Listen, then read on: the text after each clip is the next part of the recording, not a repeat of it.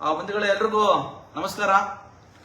ಇವತ್ತು ನಾವು ಲೈವ್ ಬಂದಿರುವಂತ ವಿಚಾರ ಈಗಾಗಲೇ ರಾಜ್ಯಾದ್ಯಂತ ಏನು ಬಹಳ ಚರ್ಚೆಲಿರ್ತಕ್ಕಂಥ ವಿಚಾರ. ಈಗಾಗಲೇ ನಾವು ಹಿಂದೆ ಇದೇ ವಿಚಾರವಾಗಿ ಏನು ಪ್ರಜ್ವಲ್ ರೇವಣ್ಣ ಅವರ ಕಾಮಪುರಾಣ ಸೆಕ್ಸ್ ಸ್ಕ್ಯಾಂಡಲ್ ಏನಿದೆ ಈ ವಿಚಾರವಾಗಿ ನಾವು ಹಾಸನಗೂ ಹೋಗಿ ಬಹುಶಃ ನಾವೇ ಮೊದಲ ಬಾರಿಗೆ ಪೊಲೀಸ್ ಸ್ಟೇಷನ್ಗೆ ಎಲ್ಲರೂ ಮಾತಾಡ್ತಾ ಇದ್ರು, ಆ ವಿಚಾರವಾಗಿ ಚರ್ಚೆಗಳು ನಡೀತಾ ಇತ್ತು. ಆದ್ರೆ ಪೊಲೀಸ್ ಸ್ಟೇಷನ್ಗೆ ಹೋಗಿ ಖುದ್ದು ಎಲ್ಲಿ ಘಟನೆ ನಡೀತು ಮತ್ತೆ ಯಾರು ಅಕ್ಯೂಸ್ ಯಾರಿದ್ದಾನೆ ಪ್ರಜ್ವಲ್ ರೇವಣ್ಣ ಅವ್ರದೇ ಜ್ಯುರಿಸ್ಡಿಕ್ಷನ್ಗೆ ಬರ್ತಕ್ಕಂತ ಒಂದು ಪೊಲೀಸ್ ಸ್ಟೇಷನ್ಗೆ ಹೋಗಿ ಕಂಪ್ಲೇಂಟ್ ಕೊಟ್ಟಂತದ್ದು KRS ಪಕ್ಷ. ಇವತ್ತು ಅದಾದ ನಂತರ ಸಾಕಷ್ಟು ಬೆಳವಣಿಗೆಗಳು 2-3 ದಿನಗಳಲ್ಲಿ ರಾಜ್ಯದಲ್ಲಿ ನಡೆದಿದೆ. ಈ ಪ್ರಕರಣಕ್ಕೆ ಸಂಬಂಧಪಟ್ಟ ಹಾಗೆ ಆ ಕುರಿತಾಗಿ ಒಂದಷ್ಟು ವಿಚಾರಗಳನ್ನ ನಿಮ್ಮೊಂದಿಗೆ ಹಂಚ್ಕೋಬೇಕು. ಮತ್ತೆ ಜನರು ಯಾವೆಲ್ಲ ರೀತಿನಲ್ಲಿ ಮತ್ತೆ ಯಾವೆಲ್ಲ ಆಯಾಮಗಳಲ್ಲಿ ಈ ಪ್ರಕರಣವನ್ನ ಇದನ್ನ ಗಮನಿಸಬೇಕು. ಇದು ಯಾರೋ ಒಬ್ಬ ವ್ಯಕ್ತಿ ಅದು ವೈಯಕ್ತಿಕವಾಗಿ ಅವನ ವೈಯಕ್ತಿಕ ನೆಲೆಯಲ್ಲಿ ಆಗಿರ್ತಕ್ಕಂಥದ್ದು ಅವನು ಬಗೆಹರಿಸ್ಕೊತಾನೆ ಅಂತಕ್ಕಂಥ ವಿಚಾರ ಅಲ್ಲ. ಇದು ಒಬ್ಬ ಜನಪ್ರತಿನಿಧಿಯಾಗಿರ್ತಕ್ಕಂಥ ವ್ಯಕ್ತಿ ತನ್ನ ಅಧಿಕಾರವನ್ನ ದುರುಪಯೋಗ ಪಡಿಸಿಕೊಂಡು ಎಷ್ಟೆಲ್ಲ ಹೆಣ್ಣುಮಕ್ಕಳ ಬಾಳನ್ನ ಒಬ್ರು ಇಬ್ಬರದಾದ್ರೆ ಒಂತರಕ್ಕೆ ಇದು ಸಾವಿರಾರು ಹೆಣ್ಣುಮಕ್ಕಳು ಬಾಳನ್ನ ಹಾಳು ಮಾಡಿದ್ದಾನೆ ಅಂತಕ್ಕಂಥ ವಿಚಾರ ಇದು. ಹಾಗಾಗಿ ಈ ವಿಚಾರದ ಸಂಪೂರ್ಣ ಇದುವರೆಗೂ ಆದಂತಹ ಬೆಳವಣಿಗೆಗಳು ಹಾಗೆ ಜನರು ಇದನ್ನು ನೋಡಬೇಕಾದಂತಹ ರೀತಿ ಮತ್ತೆ ಕರ್ನಾಟಕ ರಾಷ್ಟ್ರ ಸಮಿತಿ ಪಕ್ಷದ ನಿಲುವು ಮತ್ತು ಅಭಿಪ್ರಾಯಗಳು ಈ ಪ್ರಕರಣಕ್ಕೆ ಸಂಬಂಧಪಟ್ಟ ಹಾಗೆ ನಿಮ್ಮೊಂದಿಗೆ ಹಂಚ್ಕೋಬೇಕು ಅಂತ ಹೇಳಿ ನಾವು ಇವತ್ತು ಲೈವ್ ಬಂದಿದ್ದೀವಿ. ನಮ್ಮೊಂದಿಗೆ ನಮ್ಮ ಪಕ್ಷದ ರಾಜ್ಯ ಉಪಾಧ್ಯಕ್ಷರಾದಂತಹ ಲಿಂಗೇಗೌಡರು ಈ ಲೈವ್ ಕಾರ್ಯಕ್ರಮದಲ್ಲಿ ಅವರಿಗೆ ನಾನು ಸ್ವಾಗತವನ್ನ ಕೋರ್ತಾ ಇದ್ದೀನಿ. ಗೌಡ್ರೆ, ಈಗ ಬಹಳಷ್ಟು ವಿಚಾರಗಳು ಜನರಿಗೆ ಈ ಪ್ರಕರಣ ಸಂಬಂಧಪಟ್ಟಂಗೆ ಹೊಸದಾಗಿ ಏನು ಹೇಳೋದಿಲ್ಲ. ಜನರು ವಿಡಿಯೋನೂ ನೋಡಿದ್ದಾರೆ. ಬಹುತೇಕ ಜನರು ಎಷ್ಟೆಲ್ಲ ಬಹಳ ಕೆಟ್ಟದಾಗಿ ವಿಕೃತವಾಗಿ ಆತ ಈ ರೀತಿಯಾಗಿ ಇಂತಹ ಒಂದು ಕುಕೃತ್ಯದಲ್ಲಿ ತೊಡಕೊಂಡಿದ್ದ ಅಂತಕ್ಕಂಥ ವಿಚಾರ ಈಗ ಪ್ರತಿಯೊಬ್ಬರು ಮಾತಾಡ್ತಾ ಇದ್ದಾರೆ. ಏನ್ ಅನ್ಸ್ತಾ ಇದೆ ನಿಮ್ಗೆ? ಅದಾದ ನಂತರ ಘಟನೆ ಆಯ್ತು, ನಾವು ಓದಿ ಕಂಪ್ಲೇಂಟ್ ಕೊಟ್ವಿ, ಬಂದ್ವಿ. ಅದಾದ ನಂತರ ಬೆಳವಣಿಗೆಗಳು ಹಲವಾರು ರಾಜಕೀಯ ಪಕ್ಷಗಳು ಇದಕ್ಕೆ ಪ್ರತಿಕ್ರಿಯಿಸ್ತಾ ಇದ್ದಾವೆ, ಅವ್ರ ಮನೆಯವರು ಪ್ರತಿಕ್ರಿಯಿಸ್ತಾ ಇದ್ದಾರೆ. ಬೇರೆ ಬೇರೆ ಪಕ್ಷಗಳ ಬೇರೆ ಬೇರೆ ವಿಭಿನ್ನವಾಗಿ ಇದನ್ನ ತಮ್ಮ ಲಾಭಕ್ಕೆ ಏನಾದ್ರು ಲಾಭ ಮಾಡ್ಕೋಬೋದಾ ಅಂತಕ್ಕಂಥ ರೀತಿಯಲ್ಲಿ ಇದನ್ನ ಮಾಡ್ತಾ ಇದ್ದಾವೆ. ಏನ್ ಅನ್ಸುತ್ತೆ ನಿಮ್ಗೆ ಒಟ್ಟಾರೆ ಈ ಪ್ರಕರಣ ಸಂಬಂಧಿಸಿದಾಗ? ಇದು ನೀವು ಮೊದಲೇ ಒಂದು ಪ್ರಶ್ನೆ ಮಾಡುವಾಗ ಮತ್ತೆ ವಿವರಣೆ ಕೊಡುವಾಗ ಒಂದು ಮಾತು ಹೇಳಿದ್ರಿ. ಇದು ಒಂದು ಪ್ರಕರಣ, ಅದು ಪ್ರಜ್ವಲ್ ಆಗಿರಬಹುದು ಅಥವಾ ಬೇರೆ ABCD ಯಾರು ಬೇಕಾದ್ರೂ ಆಗಿರಬಹುದು. ಈ ಸಂದರ್ಭದಲ್ಲಿ ಏನು ಕಳೆದ ಒಂದು 4-5 ದಿನಗಳಿಂದ ನಡೀತಾ ಇದ್ದಾವೆ ಬೆಳವಣಿಗೆಗಳು, ಈ ಬೆಳವಣಿಗೆಗಳು ಏನಾಗಬೇಕಾಗಿತ್ತು ಮತ್ತೆ ಈ ರಾಜ್ಯ ಜನ ಹೇಗೆ ನೋಡಬೇಕು, ಈ ಘಟನೆಗಳನ್ನು ಹೇಗೆ ನೋಡಬೇಕು, ಮತ್ತೆ ಈ ಘಟನೆಗಳನ್ನು ಹೇಗೆ ನೋಡೋದ್ರಿಂದ ಏನೇನೆಲ್ಲ ಈ ರಾಜ್ಯಕ್ಕೆ ಅನುಕೂಲಗಳಿದಾವೆ ಅಂತ ಅನ್ನೋದ್ರ ಬಗ್ಗೆ ಈಗ ನಾವು ಚರ್ಚೆ ಮಾಡಬಹುದಾಗಿದೆ. ಇವರು ಕಾಂಗ್ರೆಸ್ ಮತ್ತೆ BJP ಪಕ್ಷಗಳು ಈ ವಿಚಾರದಲ್ಲಿ ನಡ್ಕೊಳ್ತಾ ಇರುವಂತ ರೀತಿನ ಈ ರಾಜ್ಯದ ಜನ ನೋಡ್ತಾ ಇದ್ದಾರೆ. ಆದ್ರೆ ಇವತ್ತು ನಮಗೊಂದು ಜವಾಬ್ದಾರಿ ಇದೆ.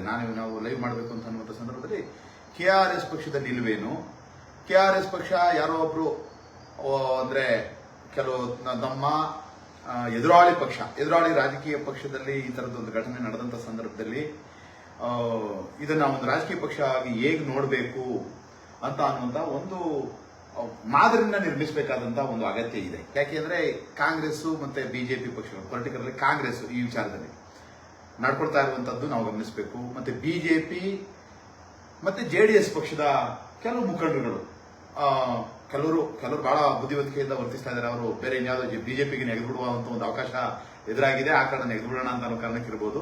ಆದ್ರೆ JDS ಪಕ್ಷದ ಕೆಲವು ಕಟ್ಟಾ ಅನುಯಾಯಿಗಳು ಇದನ್ನ ನೋಡ್ತಾ ಇರುವಂತದ್ದು, ಸಮರ್ಥಿಸಿಕೊಳ್ತಾ ಇರುವಂತ ರೀತಿ, ಇವೆಲ್ಲವನ್ನ ನಾವು ಮಾತಾಡಬೇಕಾಗುತ್ತೆ. ಸೊ ಈ ಸಂದರ್ಭದಲ್ಲಿ ಹಲವಾರು ವಿಚಾರಗಳಿಂದ ನಾವು ಗಂಟೆಗಟ್ಟಲೆ ಇದನ್ನ ಮಾತಾಡಬಹುದು, ಚರ್ಚೆ ಮಾಡಬಹುದು, ನಾವು ಗಮನಿಸ್ತಾ ಇದೀವಿ. ಆದ್ರೆ ಈ ರಾಜ್ಯದ ಜನಗಳಿಗೆ ನಾವು ಬಿಡಬೇಕು ಇದನ್ನ. ಈ ರಾಜ್ಯದ ಜನಗಳು ಈ ಸಂದರ್ಭದಲ್ಲಿ ಒಂದು ಪ್ರಕರಣ ಆದಂತ ಸಂದರ್ಭದಲ್ಲಿ ಯಾರ್ಯಾರೆಲ್ಲ ಹೇಗೆಲ್ಲ ವರ್ತಿಸ್ತಾರೆ, ಮತ್ತೆ ಇವರೊಳಗಡೆ ಇರುವಂತ ಚೇಷ್ಟೆಗಳು ಹೇಗೆ ಈ ಸಮಾಜದ ಎದುರುಗಡೆ ಎದ್ದು ಬರ್ತವೆ ಅಂತ ಅನ್ನೋದಕ್ಕೆ ಒಂದು ಅದ್ಭುತವಾದಂತಹ ಪ್ರಕರಣ ಇದು. ಈ ಪ್ರಕರಣ ಹಲವಾರು ಜನಗಳನ್ನ ಬೆತ್ತಲು ಮಾಡುವಂತದ್ದು, ಹಲವಾರು ಜನಗಳ ವಿಕೃತತೆ, ಮಾನಸಿಕ ವಿಕೃತತೆಯನ್ನು ಈಚೆಹಾಕುವಂತಹ ಸಂದರ್ಭ ಕೂಡ ಇದೆ. ಯಾಕಂದ್ರೆ ಕಾಂಗ್ರೆಸ್ಸಿಗರು ಹಲವಾರು ಜನ ಮುಖಂಡರುಗಳು ಮತ್ತೆ ಕಾಂಗ್ರೆಸ್ ಅನ್ನ ಬಹಳ ಚೆನ್ನಾಗಿ ಬೆಂಬಲಿಸ್ತಾ ಇರುವಂತಹ ಜನಗಳೆಲ್ಲ ಈ ಸಂದರ್ಭದಲ್ಲಿ ಪ್ರತಿಕ್ರಿಯಿಸ್ತಾ ಇರುವಂತಹ ರೀತಿಗಳನ್ನ ನೋಡಿಕೊಂಡ್ರೆ BJP ಒಂದು ರೀತಿಯಲ್ಲಿ ಟ್ರೋಲ್ ಮಾಡೋದ್ರಲ್ಲಿ ಹೇಗೆ ವಿಕೃತತೆ ಮೆರಿತಾ ಇತ್ತೋ ಅದೇ ರೀತಿಯಲ್ಲಿ ಕಾಂಗ್ರೆಸ್ ಪಕ್ಷದವರು ಕೂಡ ವಿಕೃತತೆ ಮೆರಿತಾ ಇದ್ದಾರೆ ಅಂತ ಅನ್ನುವಂಥದ್ದು ಗೊತ್ತಾಗುತ್ತೆ. ಇದು ಒಂದು ರೀತಿಯಲ್ಲಿ ಚಪಲವನ್ನ ಈಚೆಗೆ ಹಾಕೊಳ್ಳುವಂತ ಒಂದು ಸ್ಥಿತಿ ನಿರ್ಮಾಣ ಆಗಿದೆ. ಸೊ ಈಗ ನಾವು ನೇರವಾಗಿ ಕೆಲವೊಂದು ವಿಚಾರಗಳಿಗೆ ಬರೋಣ. ಈಗ ನೋಡ್ರೆ ಒಟ್ಟಾರೆ ನಾವು ಈ ಪ್ರಕರಣದ ಮೂಲದಿಂದ ಮಾತಾಡೋದಾದ್ರೆ ರೇವಣ್ಣ ಅವರ ಕುಟುಂಬದಲ್ಲಿ ಈ ಒಂದು ರೇವಣ್ಣ ಅವರ ಪ್ರಜ್ವಲ್ ರೇವಣ್ಣ ಅವರ ಏನು ಒಂದು ಸೆಕ್ಸ್ ಸ್ಕ್ಯಾಂಡಲ್ ಹೊರಬರೋದಕ್ಕೆ ಮುಖ್ಯವಾದ ಕಾರಣ ಅವ್ರ ಮನೆ ಡ್ರೈವರ್. ಸೊ ಏನು ಯಾವುದೋ ಒಂದು ಆಸ್ತಿ ಅವರ ಹೆಸರಲ್ಲಿತ್ತು, ಅದನ್ನ ಒಡ್ದಿ ನಂತರ ಕಿತ್ಕೊಂಡ್ರು ಅಂತ ಹೇಳಿ ಆತಂದೇ ರೀತಿ ಅಲಿಗೇಷನ್ಸ್ ಮಾಡಿದ್ರು ಹಿಂದೆ. ಅದಾದ ನಂತರ ಇದು ಒಂದಷ್ಟು ಸಾಕಷ್ಟು ಬೆಳವಣಿಗೆಗಳು ಬಂತು. 6-7 ತಿಂಗಳು ಮುಂಚೆನೆ ಈ ವಿಡಿಯೋನ ಆಚೆಗೆ ಬರ್ತಾ ಇದೆ, ವಿಡಿಯೋ ಎಕ್ಸ್ಪ್ಲೋರ್ ಆಗ್ತಾ ಇದೆ ಅಂತ ಹೇಳಿ ಮಾಧ್ಯಮಗಳು ಬ್ರೇಕಿಂಗ್ ನ್ಯೂಸ್ ಹಾಕಿದ್ರು. 7-8 ತಿಂಗಳ ನಂತರ ಅದೊಂದು ರೀತಿಯಲ್ಲಿ ಹಿಂಗೆ ಸ್ಟಾಪ್ ಆಗೋಯ್ತು. ಅದಾದ ನಂತರ ಈಗ 7-8 ತಿಂಗಳು ಆದ್ಮೇಲೆ ಆ ಪ್ರಕರಣ ಆಚೆಗೆ ಬಂದಿದೆ. ಆತ ಹೇಳ್ಕೊಳ್ಳೋ ರೀತಿಯಲ್ಲಿ ಒಂದು ರೀತಿ ಬೇನಾಮಿ ಆಸ್ತಿನ ಆತನ ಹೆಸರಲ್ಲಿ ಮಾಡಿದ್ರು ಅಂತಕ್ಕಂಥ ವಿಚಾರನು ಈಗ ಜನರಿಗೆಲ್ಲ ಗೊತ್ತಾಗ್ತಾ ಇದೆ. ಈ ಬೇನಾಮಿ ಕತೆ ಏನು ಅಂತ. ಈ ಬೇನಾಮಿ ಕತೆ ಈಗ ಎಲ್ಲಿ ಪರ್ಯವಸಾನ ಆಗುತ್ತೆ ಅನ್ನೋದು ಈಗ ಗೊತ್ತಾಗ್ತದೆ ಪಕ್ಕ. ನಾವೆಲ್ಲ ಮಾತಾಡ್ಕೊತಾ ಇದ್ವಿ ಅಲ್ಲ, ಮುಖ್ಯವಾಗಿ ಬೇನಾಮಿ ಇಂಥ ವಿಚಾರಗಳು ಬಂದಾಗ ಕೇವಲ ವಿಚಾರಕ್ಕಷ್ಟೇ ಫೋಕಸ್ ಮಾಡ್ಕೊಂಡು ನಾವು ಮಾತಾಡಿದ್ರೆ ಇದು ಕಾಯಿಲೆ, ನಿಜವಾದ ಕಾಯಿಲೆ ಮೂಲ ನಾವು ಕಂಡಿಡ್ಕೋಬೇಕು. ಇದು ನಾವು ಕೇವಲ ಕಾಯಿಲೆ ಗುಣಲಕ್ಷಣಗಳ ಬಗ್ಗೆ ಆಗ್ಲಿ ಅಥವಾ ನಮ್ಮ ಈ ಕಾಯಿಲೆ ಗುಣಲಕ್ಷಣ ನೋಡ್ಕೊಂಡು ಕೆರ್ಕೊಳ್ಳೋದಾಗ್ಲಿ ಇತ್ಯಾದಿ ಮಾಡೋದ್ರ ಬದಲು ಕಾಯಿಲೆ ಎಲ್ಲಿದೆ ಮೂಲ ಅಂತ ನೋಡ್ಕೋಬೇಕು. ಖಂಡಿತವಾಗಿಯೂ ಇದು ಭ್ರಷ್ಟ ರಾಜಕಾರಣ ಏನಿದೆ, ಈ ಭ್ರಷ್ಟ ರಾಜಕಾರಣದ ಒಂದು ಸಿಂಪ್ಟಮ್ ಕಾಯಿಲೆ ಏನಿದೆ, ದೊಡ್ಡ ಕಾಯಿಲೆ, ಗುಣವಾಗದ ಕಾಯಿಲೆಯ ಹೊರರೂಪ. ಬೇನಾಮಿ ಆಸ್ತಿ ಮಾಡ್ಕೊಂಡವರು ಯಾರೋ ಹೆಸರಿಗೆ ಮಾಡ್ತಾರೆ, ವಿಶ್ವಾಸ ಇರುತ್ತೆ ಬಹಳ ಚೆನ್ನಾಗಿ. ಯಾರ ಮೇಲೆ ವಿಶ್ವಾಸ ಇರುತ್ತೆ, ಯಾರೋ ಇವ್ರು ನಂಬೋ ಅಣ್ಣ ಅಂತ ಯಾರು ಅಂತ ಅರ್ತಾನೆ, ಬಾಸ್ ಅಂತ ಯಾರು ಅಂತ ಅರ್ತಾನೆ, ಅವನನ್ನ ಇವ್ರು ನಂಬ್ಕೋತಾರೆ. ನಂಬಿಕೊಂಡ ಕಾರಣಕ್ಕೆ ಇವ್ರು ಆಸ್ತಿ ಪಾಸ್ತಿ ಮಾಡಿ ಇವನ ಹೆಸರು ಬರ್ಸ್ಬೋದು, ಆಮೇಲೆ ಯಾವಾಗ ಹೇಳಿದಾಗ ವಾಪಸ್ ಬರ್ಸ್ಕೋಬಹುದು, ನಾವು ನಮ್ಗೆ ಕ್ಯಾಶ್ ಬರುತ್ತೆ ಅಂತ ಅನ್ನೋ ಭಾವನೆಯಲ್ಲಿ ಇರ್ತಾರೆ. ಇವತ್ತು ಒಂದು ರೀತಿಯಲ್ಲಿ ಯಾರನ್ನು ನಂಬದೇ ಇರುವಂತಹ ಸ್ಥಿತಿಗೆ ತಲುಪುವ ಹಾಗೆ ಇದೇ ರಾಜಕೀಯ ಪಕ್ಷಗಳು ಮಾಡಿರೋ ಕಾರಣದಿಂದಾಗಿ ಇವ್ರ ಮೇಲೆ ಯಾವುದೋ ಅಭಿಮಾನ ಇಟ್ಕೊಂಡು ಇವ್ರ ತತ್ವ ಸಿದ್ಧಾಂತ ಒಪ್ಕೊಂಡು ಯಾರು ಇವ್ರ ಬಳಿಗೆ ಬಂದು ಬಾಸು ಅಣ್ಣ ಅನ್ನೋಲ್ಲ. ಆ ಕಾರಣದಿಂದಾಗಿ ಬೇನಾಮಿ ಆಸ್ತಿ ಮಾಡ್ಬೇಕಾಗುತ್ತೆ. ಇವ್ರ ಹೆಸರು ಬರ್ಸ್ಕೊಂಡ್ರೆ ಆಗಲ್ಲ. ಈಗ ಎಲ್ಲ ಈ ರಾಜಕೀಯ ಪಕ್ಷಗಳ ದೊಡ್ಡ ಮನುಷ್ಯರು ಅನ್ಸ್ಕೊಂಡಿರುವಂತಹ ಅವರು ಸುದ್ದಿಗಳಲ್ಲಿ ಮಾತಾಡುವಾಗ ಅವ್ರವ್ರ ಕ್ಷೇತ್ರಗಳಿಗೆ ಹೋಗಿ 10,000 ಕೋಟಿ ಮಾಡಿದ್ದಾರೆ, 20,000 ಕೋಟಿ ಮಾಡಿದ್ದಾರೆ, 50,000 ಕೋಟಿ ಮಾಡಿದ್ದಾರೆ ಅಂತ ಹೇಳ್ತಾರೆ. ಆದ್ರೆ ಇವರು ಚುನಾವಣಾ ಆಯೋಗಕ್ಕೆ ಇವರು ಅಫಿಡವಿಟ್ ಅಲ್ಲಿ ಇವರು ಆಸ್ತಿ ಪಾಸ್ತಿ ಎಷ್ಟು ಮಾಡ್ಕೊಂಡಿದ್ದಾರೆ ಅಂತ ಸಲ್ಲಿಸುವಂತ ಸಂದರ್ಭದಲ್ಲಿ ಎಷ್ಟು ಸಲ್ಲಿಸಿರ್ತಾರೆ? 50 ಕೋಟಿ, 40 ಕೋಟಿ, 30 ಕೋಟಿ, 100 ಕೋಟಿ, 200 ಕೋಟಿ, ಮ್ಯಾಕ್ಸಿಮಮ್ 700 ಕೋಟಿ, ಯಾರೋ 777 ಕೋಟಿನೋ 780 ಕೋಟಿನೋ ಸಲ್ಲಿಸಿದ್ದ ಯಾರು? ಪ್ರಿಯಾ ಕೃಷ್ಣ. ಈ ಹಣವನ್ನೆಲ್ಲ ತೆಗೆದುಕೊಂಡು ಹೋಗಿ ಯಾರ ಹೆಸರಿಗೂ ಬರ್ಸ್ಬೇಕು, ಇವ್ರು ಆಸ್ತಿ ಮಾಡಬೇಕು. ಆಸ್ತಿ ಮಾಡಿದಂತ ಸಂದರ್ಭದಲ್ಲಿ ಅವ್ರಿಗೂ ಇರುತ್ತೆ, ನನ್ನ ಹೆಸರಿಗೆ ಆಸ್ತಿ ಬಂದಿದೆ, ಈಗ ಇವನಿಂದ ನಾವು ದೂರ ಹೋಗ್ಬೇಕು. ದೂರ ಹೋಗೋದಕ್ಕೆ ಯಾವ್ದೋ ನಾಟಕ ಹೊಡಿಕೊಂಡು ದೂರ ಹೋಗ್ತಾ ಇರ್ತಾರೆ. ದೂರ ಹೋಗುವಾಗ ವಾಪಸ್ ಬಂದು ಬರ್ಕೊಡು ಅನ್ನುವಂತ ಸಂದರ್ಭದಲ್ಲಿ ಕಿರಿಕ್ಗಳು ಶುರು ಆಗುತ್ತೆ. ಆ ಕಿರಿಕ್ ಅಂದ್ರೆ ಇವರು ತಪ್ಪು ಮಾಡಿರ್ತಾರೆ. ಇವ್ರ ನಾವು ವಿಶ್ವಾಸ ಇಟ್ಕೊಂಡಿದೀವಿ, ಇವ್ರ ಹೆಸರು ಜಮೀನು ಬರ್ಸಿದೀವಿ, ಹಾಗಾಗಿ ಇವರು ನಮ್ಗೆ ಏನೆಲ್ಲ ಅನುಕೂಲ ಮಾಡ್ಕೊಡ್ಬೋದು, ನಾವೇನು ನಮ್ಮ ಚೇಷ್ಟೆಗಳಿರ್ತವೆ, ನಮ್ಮ ದೌರ್ಬಲ್ಯಗಳಿರ್ತವೆ, ಈ ದೌರ್ಬಲ್ಯಗಳನ್ನೆಲ್ಲವನ್ನ ಪೂರೈಸ್ಕೊಳ್ಳೋದಕ್ಕೆ ಇವ್ರನ್ನ ಬಳಸ್ಕೊಳ್ಳೋಣ ಅಂತ ಬಳಸ್ಕೊಂಡ ಕಾರಣಕ್ಕೆ ಇದು ಈಚೆ ಬಂದಿದೆ.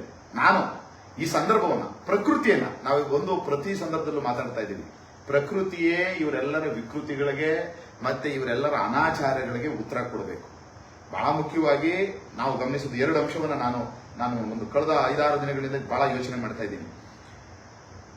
ಕೆಆರ್ಎಸ್ ಪಕ್ಷದವರ ಮೇಲೆ, ಕೆಆರ್ಎಸ್ ಪಕ್ಷದ ಯುವಕರುಗಳ ಮೇಲೆ, ಅಲ್ಲಿ ನ್ಯಾಯ ಕೇಳಕ್ಕೆ ಹೋಗಿದಂತ ಪೊಲೀಸ್ ಠಾಣೆಗೆ ಹೋಗಿದ್ದವ್ರ ಮೇಲೆ ಅಲ್ಲಿ ಜೆಡಿಎಸ್ ಪಕ್ಷದವರು ಅನ್ಕೊಂಡವರು, ಬಹಳ ಮುಖ್ಯವಾಗಿ ರೇವಣ್ಣರ ಬೆಂಬಲಿಗರು ವಾಡದು ಬೆದರಿಸಿ ಹಲ್ಲೆ ಮಾಡಿದ ನಂತರ ಮೊಕದ್ದಮೆ ದಾಖಲಿಸಿ ಅವ್ರ ಮೇಲೆ ಅಂತ ಹೇಳಿದ್ರೆ ಅವ್ರ ಮೇಲೆ ಮೊಕದ್ದಮೆ ದಾಖಲಿಸಿಲ್ಲ, ಮತ್ತೆ ನಮ್ಮೂರಿಗೆ ಹೊಡೆದ್ರು ಪೊಲೀಸರು ಸೇರಿಸ್ಕೊಂಡು. ಆ ಕಾರಣಕ್ಕೆ ನಾವು ಹೊಳೆನರಸೀಪುರ ಚಲೋ ಮಾಡ್ಬೇಕಾಗಿ ಬಂತು. ಹೊಳೆನರಸೀಪುರ ಚಲೋ ಮಾಡಬೇಕಾದಂತ ಸಂದರ್ಭದಲ್ಲಿ ಪೊಲೀಸರು ನಡ್ಕೊಂಡಿದ್ದು ಮತ್ತೆ ಅಲ್ಲಿ ಜೆಡಿಎಸ್ ಪಕ್ಷದ ಕೆಲವು ಗೂಂಡಾಗಳು ನಡ್ಕೊಂಡಿದ್ದ ರೀತಿಯನ್ನ ನೋಡಿದ್ರೆ ಒಂದು ಅನಾಚಾರ ದೊಡ್ಡ ಮಟ್ಟದಲ್ಲಿ ಮೇಲೆ ಮೀರಿದೆ ಅನ್ನುವಂಥದ್ದು. ಅದಾದ ನಂತರ ಒಂದು 4-5 ತಿಂಗಳುಗಳ ಹಿಂದೆ ಭವಾನಿ ರೇವಣ್ಣ, ಹಾಸನ ಜಿಲ್ಲೆಯ ಒಬ್ಬ ಪ್ರಜೆ ಅವರ ಕಾರ್ಗೆ ಡಿಕ್ಕಿ ಹೊಡೆದು ಅವರ ಕಾರಿನ 1.5 ಕೋಟಿ ಬೆಲೆ ಬಾಳುವಂತ ಅವರ ಕಾರಿನ ನಂಬರ್ ಪ್ಲೇಟ್ ಹಾಳಾಗಿದ್ದ ಕಾರಣಕ್ಕೆ ಅವ್ರು ಎಷ್ಟು ಅಸಹ್ಯ ಬಂದರು. ಪ್ರಶ್ನೆ ಇಲ್ಲಿರುವಂತದ್ದು, ಆಕೆ ಅಷ್ಟೊಂದು ದೊಡ್ಡ ಮಾನಸಿಕವಾಗಿ ಆಕೆ ಏರಿದಂತ ಒಂದು ವಿಚಿತ್ರವಾದಂತಹ ಸ್ಥಿತಿ ಏನಿದೆಯಲ್ಲ, ಆ ಸ್ಥಿತಿ ಯಾಕೆ ಬಂದಿದೆ? ಒಂದು ರಾಜಕೀಯ ಕುಟುಂಬದಲ್ಲಿ ಬಹಳ ತನ್ನ ಗಂಡ ಮಂತ್ರಿ, ಆಕೆನೂ ಯಾವುದೋ ಒಂದು ಸಂದರ್ಭದಲ್ಲಿ ಜಿಲ್ಲಾ ಪಂಚಾಯತ್ ಸದಸ್ಯ ಆಗಿದ್ದವರು, ಆಮೇಲೆ ಮಗ MP, ಇನ್ನೊಬ್ಬ ಮಗ MLC, ಈ ತರದ ಕುಟುಂಬದಲ್ಲಿ ಸಕ್ಸಸ್ ಅಂತ ಅನ್ನುವಂಥದ್ದು ಅವ್ರ ಕುಟುಂಬದಲ್ಲಿ ಇದೆ. ಜನ ಭಾವಿಸ್ಕೊಳ್ಳಿರುವಂತಹ ಸಕ್ಸಸ್ ಅನ್ನುವಂಥ ಕುಟುಂಬದಲ್ಲಿ ಇರುವಂತಹ ಒಬ್ಬ ಹೆಣ್ಣು ಮಗಳು, ಆ ಹೆಣ್ಣು ಮಗಳು ಆಕೆ ಯಾಕೆ ಹಂಗೆ ಹತ್ಕೊಂಡು ಉರಿದ್ಲು, ಅವಳು ಯಾಕೆ ಒಬ್ಬ ಆ ದೇವೇಗೌಡರ ಕುಟುಂಬಕ್ಕೆ, ರೇವಣ್ಣನ ಕುಟುಂಬಕ್ಕೆ ಶಕ್ತಿ ತುಂಬಿರುವಂತಹ ಒಬ್ಬ ಮನುಷ್ಯನ ಪ್ರಾಣ ದೊಡ್ಡದಲ್ಲ ಅನ್ನುವಂಥ ಯೋಚನೆ ಮಾಡುವಂತಹ ಸ್ಥಿತಿ ಆಕೆಗೆ ಯಾಕೆ ಬಂತು, ಇದೆಲ್ಲವನ್ನ ನಾನು ಗಮನಿಸಿಕೊಂಡಾಗ ಇದು ವಿಕೋಪಕ್ಕೆ ಹೋಗ್ತಾ ಇದೆ. ಉದಾಹರಣೆ ನಿಮ್ಗೆಲ್ಲ ಹೇಳ್ತಿದ್ದೆ ನಾನು. ಕೃಷ್ಣನನ್ನ ದುರ್ಯೋಧನ, ಸಂಧಿಗೆ ಅಂತ ಬಂದಂತ ಕೃಷ್ಣನನ್ನ ದುರ್ಯೋಧನ ಬಂಧಿಸೋದಕ್ಕೆ ಹೊರಟಾಗ, ಏನಪ್ಪಾ ಇವನು ಬದುಕೊಳ್ಳೋದಕ್ಕೆ ಇಷ್ಟೆಲ್ಲ ಅವಕಾಶ ಕೊಡ್ತಾ ಇದ್ರು ಈ ಮೂರ್ಖ ಮತ್ತೆ ನನ್ನನ್ನೇ ಬಂಧಿಸಿ ಮತ್ತೆ ಸಮಸ್ಯೆ ಸೃಷ್ಟಿ ಮಾಡ್ಕೋತಾ ಇದ್ದಾನಲ್ಲ, ಹಾಗಾದ್ರೆ ಇವನು ಅನುಭವಿಸಬಹುದಾದಂತ ಶಿಕ್ಷೆ ಯಾವ್ದಿರಬಹುದು ಅನ್ನೋದ ಕಾರಣಕ್ಕೆ ಕೃಷ್ಣ ನಗ್ತಾ ಇರ್ತಾನೆ. ಕೃಷ್ಣ ನಗು ಎಲ್ಲಿರುತ್ತೆ ಅಂದ್ರೆ ಇವನು ಏನಾಗಬಹುದು ಈಗ ಆಡ್ತಾ ಇದ್ದಾನಲ್ಲ ಅಂತ. ನನಗೂ ಹಾಗೆ ಅನಿಸ್ತದೆ, ಇವರೆಲ್ಲ ಆಡ್ತಾ ಇರುವಂತ ನಾಟಕಗಳನ್ನು ನೋಡ್ಕೊಂಡ್ರೆ ಇವ್ರು ಎಲ್ಲಿಗೆ ತಲುಪಬಹುದು ಅಂತ. ಖಂಡಿತವಾಗಿಯೂ ತಲುಪ್ತಾ ಇರುವಂತಹ ದಾರಿಗಳು ಈಗ ನಮಗೆ ಅರ್ಥ ಆಗೋ ಶುರುವಾಗಿದೆ. ಇಲ್ಲಿ ನಾವು ಬಹಳ ಮುಖ್ಯವಾಗಿ ಯೋಚನೆ ಮಾಡಬೇಕಾಗಿರುವಂತದ್ದು, ಪ್ರಜ್ವಲ್ ರೇವಣ್ಣ ಆಗ್ಬಹುದು, ಇವನ್ ರೇವಣ್ಣ ಆಗ್ಬಹುದು, ಭವಾನಿ ರೇವಣ್ಣ ಆಗ್ಬಹುದು, ಇವರೆಲ್ಲರ ಬಗ್ಗೆ ನಾವು ವೈಯಕ್ತಿಕವಾದ ನೆಲೆಯಲ್ಲಿ ಮಾತಾಡಲೇಕೂಡದು ನಿಜವಾಗ್ಲು. ಇವರನ್ನ ಇಲ್ಲಿಗೆ ತಲುಪಿಸಿದ್ದು ಯಾವುದು ಅನ್ನುವಂತದ್ರ ಬಗ್ಗೆ ನಾವು ಯೋಚನೆ ಮಾಡೋದಕ್ಕೆ ಈಗ ಸಮಾಜ ಚಿಂತನೆಗೆ ತೊಡಗಬೇಕು. ಇದು ಬಹಳ ಮುಖ್ಯವಾದಂತ. ಆಮೇಲೆ ಅವರು ಈಗ ಒಟ್ಟಾರೆ ಪ್ರಜ್ವಲ್ ರೇವಣ್ಣ ಏನು 1976 ಜನ ಹೆಣ್ಮಕ್ಳನ್ನು ದುರುಪಯೋಗ ಪಡಿಸಿಕೊಂಡಿದ್ದಾನೆ. ಮತ್ತೆ ಅದರಲ್ಲಿ ಮುಖ್ಯವಾಗಿ ಅವ್ರದೇ ಪಕ್ಷದ ಮಹಿಳಾ ಮುಖಂಡರುಗಳು, ಜೆಡಿಎಸ್ ಪಕ್ಷದ ಹಾಸನ ಅಥವಾ ಹೊಳೆನರಸೀಪುರದ ಮಹಿಳಾ ಮುಖಂಡರುಗಳನ್ನ ಈಗ ದುರುಪಯೋಗ ಪಡಿಸ್ಕೊಂಡಿದ್ದಾನೆ. ಮತ್ತೆ ಮಹಿಳಾ ಅಧಿಕಾರಿಗಳನ್ನ ದುರುಪಯೋಗ ಪಡಿಸ್ಕೊಂಡಿದ್ದಾನೆ ಅಂತ ಅಂದ್ರೆ, ಎಸ್ಪೆಷಲಿ ಅಧಿಕಾರಿಗಳ ಬಗ್ಗೆ ನಾವು ಒಂದಷ್ಟು ಮಾತಾಡಲೇಬೇಕಾಗುತ್ತೆ. ಅಧಿಕಾರಿಗಳು ಈ ತರಕ್ಕೆ ಹೆಣ್ಣು ಮಕ್ಕಳು ಅಧಿಕಾರಿಗಳು ಈ ತರಕ್ಕೆ ಎಲ್ಲವನ್ನ ತಮ್ಮ ಶೀಲ, ಘನತೆ, ಗೌರವ ಎಲ್ಲವನ್ನೂ ಅವರಿಗೆ ಅರ್ಪಿಸಿಕೊಂಡು ಅಲ್ಲಿ ಕೆಲಸ ಮಾಡ್ತಾ ಇದಾರೆ ಅಂತ ಅಂದ್ರೆ, ಉಳಿದಂತ ಗಂಡು ಮಕ್ಕಳು, ಗಂಡಸರು ಯಾರೋ ಒಬ್ರು ಈಗಲೇ ಹೇಳ್ತಾ ಇದ್ರು, ಇವರು ದೇವರಾಜೇಗೌಡ ಯಾವ್ದೋ ಒಂದು ಇಂಟರ್ವ್ಯೂ ನಲ್ಲಿ ಹೇಳ್ತಾ ಇದ್ರು, ಅದು ಅವ್ರಿಗೆ ಗೊತ್ತಿರೋ ವಿಚಾರ, ನಮಗ್ ಗೊತ್ತಿರೋ ವಿಚಾರ. ಅವ್ರ ಮನೆಗೆ ಯಾವ್ದೋ ಒಬ್ಬ DYSP ಹೋಗಿ ಅಡ್ಡಡ್ಡ ಉದ್ದುದ್ದ ಮಲ್ಕೊಂಡು ನಮಸ್ಕಾರ ಹಾಕೊಂಡು ಬರ್ತಾನಂತ ಬೆಳಿಗ್ಗೆ ಹೊತ್ತು ಹೋಗಿ ರೇವಣ್ಣ ಅವ್ರ ಮನೆಗೆ. ಪ್ರತಿಯೊಬ್ಬ ಅಧಿಕಾರಿಗಳು ಅವ್ರ ಮನೆಗೆ ಹೋಗ್ಬಿಟ್ಟು ನಮಸ್ಕಾರ ಹೊಡೆದು ದೀರ್ಘದಂಡ ಹೊಡೆದು ಅಧಿಕಾರಿ ಬರ್ತಾ ಇದ್ರಂತೆ. ಏನಾಗಿದೆ ಹಂಗಿದ್ರೆ? ಈ ಪ್ರಜಾಪ್ರಭುತ್ವ ವ್ಯವಸ್ಥೆಯಲ್ಲಿದೆ, ನಾವು ಕಟ್ಕೊಂಡಿರ್ತಕ್ಕಂಥ ವ್ಯವಸ್ಥೆ, ಸರ್ಕಾರ, ಈ ಎಲ್ಲ ಅಧಿಕಾರಿಗಳು ಯಾರಿಗೆ ಕೆಲಸ ಮಾಡಿದ್ರು ಎಷ್ಟು ದಿವಸ ಹೊಳೆನರಸೀಪುರದಲ್ಲಿ? ಈ ಸಂದರ್ಭದಲ್ಲಿ ನೀವೊಂದು ಒಳ್ಳೆ ಅದ್ಭುತವಾದಂತಹ ಇನ್ನೊಂದು ಆಯಾಮಕ್ಕೆ ನೀವು ಎಂಟ್ರಿ ಆದ್ರಿ. ಹೆಣ್ಣು ಮಕ್ಕಳು ಈಗ ಆತನ ಬಳಿಗೆ ಹೋಗಿ ಆತನ ಬಲವಂತಕ್ಕೆ, ಆತನ ದೌರ್ಜನ್ಯಕ್ಕೆ ಅವರು ಸಹಮತಿ ಸೂಚಿಸಿದ್ದಾರೆ ಹಲವಾರು ಜನ. ಅವರೊಂದು ರೀತಿಯಲ್ಲಿ ಶೀಲ ಕಳ್ಕೊಂಡ್ರು ಅಂತ ಅನ್ನುವಂಥ ಮಾತು ಅದಾಗಲಿ. ಅದೇ ರೀತಿಯಲ್ಲಿ ಗಂಡು ಮಕ್ಕಳು, ಗಂಡು ಅಧಿಕಾರಿಗಳು, ಇವ್ರಿಗೂ ಶೀಲ ಇರುತ್ತೆ ನಿಜವಾಗಿ. ಇವ್ರು ಕಳ್ಕೊಂಡಿರೋದು ಶೀಲ. ಆಕ್ಚುಲಿ ಆ ಹೆಣ್ಮಕ್ಳುಗಳು ಅಬಲೆರು. ಯಾವುದೋ ಒಬ್ಬ ಗಂಡು ಮಗ ಅವರನ್ನು ಹಿಡ್ಕೊಂಡು ಬಲಾತ್ಕಾರ ಮಾಡ್ತಾನೆ ಅಂತ ಅಂದ್ರೆ, ಇನ್ನು ಜೋರಾಗಿ ಹೊರಗಡೆ ಬಂದು ನಾವು ಕೂಕೊಂಡ್ರೆ ಮತ್ತೆ ನಮ್ದು ಏನು ಯಾವ ರೀತಿ ಬೇಕಾದ್ರೂ ಅಧಿಕಾರಿಗಳನ್ನು ಬಿಟ್ಟು ಯಾವ ಬಣ್ಣ ಬೇಕಾದ್ರೂ ಕಟ್ಟಬಲ್ಲವರು ಅಂತ ಅನ್ನೋ ಕಾರಣಕ್ಕೆ ಹೆಣ್ಮಕ್ಳುಗಳು ನಿಜವಾಗ್ಲೂ ಅಸಹಾಯಕರಾಗಿರ್ತಾರೆ. ಆದ್ರೆ ಅಧಿಕಾರಿಗಳು, ನೀವು ಹೇಳಿದಾಗ ಒಬ್ಬ DYSP ಹೋಗ್ಬಿಟ್ಟು ದೀರ್ಘದಂಡ ನಮಸ್ಕಾರ ಆಗ್ತಾ ಇದ್ದ, ದಿನಾ ಬೆಳಿಗ್ಗೆ ಕೈ ಕಟ್ಕೊಂಡು ಕೂತ್ಕೋತಾ ಇದ್ರು, ಅವರ ಅಣತಿಗೋಸ್ಕರ ಅವರು ಕಾಯ್ತಾ ಇದ್ರು ಅಂತ ಅನ್ನೋದು. ಇವರು ನೂರಾರು ಬಾರಿ ವೇಶ್ಯಾವಾಟಿಕೆ ಮಾಡಿದಂತ ಅವರಿಗಿಂತ ಯಾವುದೇ ರೀತಿಯಲ್ಲೂ ಇವರು ಕಡಿಮೆ ಇಲ್ಲ. ಇದನ್ನ ಸಮಾಜ ಬಹಳ ಮುಖ್ಯವಾಗಿ ಗಮನಿಸಿಕೊಳ್ಬೇಕು. ಇವ್ರು ಯಾರೋ ದೊಡ್ಡ ಮನುಷ್ಯರು, ನಾನು ಏನು SP ಆಗಿದ್ದೀನಿ, IGP ಆಗಿದ್ದೀನಿ, DG ಆಗಿದ್ದೀನಿ, ಸಬ್ ಇನ್ಸ್ಪೆಕ್ಟರ್ ಆಗಿದ್ದೀನಿ, ಇನ್ಸ್ಪೆಕ್ಟರ್ ಆಗಿದ್ದೀನಿ ಅಂತ ಎದೆನಿಗಿರಿಸಿಕೊಂಡು ಓಡಾಡುವಂತ ಜನಗಳು, ಅವರು ಶೀಲ ಕಳ್ಕೊಂಡಿರುವಂತವರು, ಮತ್ತೆ ತಾವು ನಿಭಾಯಿಸಬೇಕಾದಂತ ಕೆಲಸವನ್ನ ನಿಭಾಯಿಸ್ತೇನೆ ಯಾರೋ ಅಯೋಗ್ಯರಿಗೆ ತಮ್ಮ ಆತ್ಮಗೌರವವನ್ನ ಅಡ ಇಟ್ಟಿರುವಂತಹ ಜನ. ಇವರು ಯಾರು ಸೆಲ್ಯೂಟ್ ಮಾಡಬೇಕು ಅಂತ ಅನ್ನುವಂಥದ್ದನ್ನೇ ಗೊತ್ತಾಗದೇ ಇರುವಂತ ಜನ. ಈ ದೃಷ್ಟಿಕೋನದಲ್ಲಿ ಈ ಸಮಸ್ಯೆಯನ್ನ ಅದಕ್ಕೊಂದು ಬೆಸ್ಟ್ ಎಕ್ಸಾಂಪಲ್ ಹೇಳೋದಾದ್ರೆ, ನಮ್ಗೆ ಗೊತ್ತಿಲ್ಲ ಆ ವಿಚಾರ ನಾವು ಇವಾಗ ಪ್ರಸ್ತಾಪ ಮಾಡಬೇಕು, ಆದ್ರೆ ಹೇಳ್ಬೇಕು, ಎಕ್ಸಾಂಪಲ್ ಆಗಿ ಹೇಳಲೇಬೇಕಾಗುತ್ತೆ. ನಮ್ಮ ಮೇಲೆ ಹೊಳೆನರಸೀಪುರದ ಚಲೋ ಮಾಡಿದಾಗ ಅವರು ನಮಗೆ ಕಲ್ಲಲ್ಲಿ ಹೊಡೆದ್ರು, ಪೊಲೀಸರಿಗೂ ಹೊಡೆದ್ರು, ಪೊಲೀಸರು ವೆಹಿಕಲ್ಗಳನ್ನ ಜಖಂ ಮಾಡಿದ್ರು. ಅಷ್ಟೆಲ್ಲ ಆದಾಗ್ಲೂ ಪೊಲೀಸರ ಮೇಲೆ, ನಮ್ಮ ಮೇಲೆ ಅಷ್ಟೆಲ್ಲ ಅಲ್ಲೇ ನಡೆದಾಗ್ಲೂ ಕೂಡ ಅಲ್ಲಿರ್ತಕ್ಕಂಥ ಪೊಲೀಸರು, ಹೊಳೆನರಸೀಪುರದ ಪೊಲೀಸ್ ಆಗಿರ್ಬೋದು, ಹಾಸನದ ಪೊಲೀಸರಾಗಿರ್ಬೋದು, ಯಾವುದೇ ರೀತಿಯ ಕ್ರಮವನ್ನ ಇವರು ಏನು ಅಲ್ಲಿ ಮಾಡಿದಂತವ್ರ ಮೇಲೆ ತೆಗೆದುಕೊಳ್ಳೋದಕ್ಕೆ ಮುಂದಾಗ್ಲಿಲ್ಲ. ಒಂದು ದೂರನ್ನು ಕೂಡ ಅವ್ರದ್ದು ಪೊಲೀಸರ ಗಾಡಿಗೆ ನಷ್ಟ ಆದ್ರೂ, ಸರ್ಕಾರಕ್ಕೆ ನಷ್ಟ ಆದ್ರೂ ಹೋಗಿ ನಷ್ಟ ಮಾಡಿದವ್ರನ್ನ ಇವರು ಪ್ರಶ್ನೆ ಮಾಡ್ಲಿಲ್ಲ ಅಂತ ಅಂದ್ರೆ, ಯಾವ ತರದ ಆಡಳಿತ ಮತ್ತೆ ಯಾವ ತರದ ಭಯದ ವಾತಾವರಣ, ಇವ್ರು ಯಾರ ಪರವಾಗಿ ಇಡೀ ಹಾಸನದ ಅಧಿಕಾರಿಗಳು ಕೆಲಸ ಮಾಡ್ತಾರೆ ಅಂತ. ಅದು ಅತ್ಯಂತ ಹೀನಾಯವಾದದ್ದು. ಅದು ಇನ್ನೊಂದು ವಿಚಾರ ನಾವು ಪ್ರಸ್ತಾಪಿಸಿದ್ವಿ.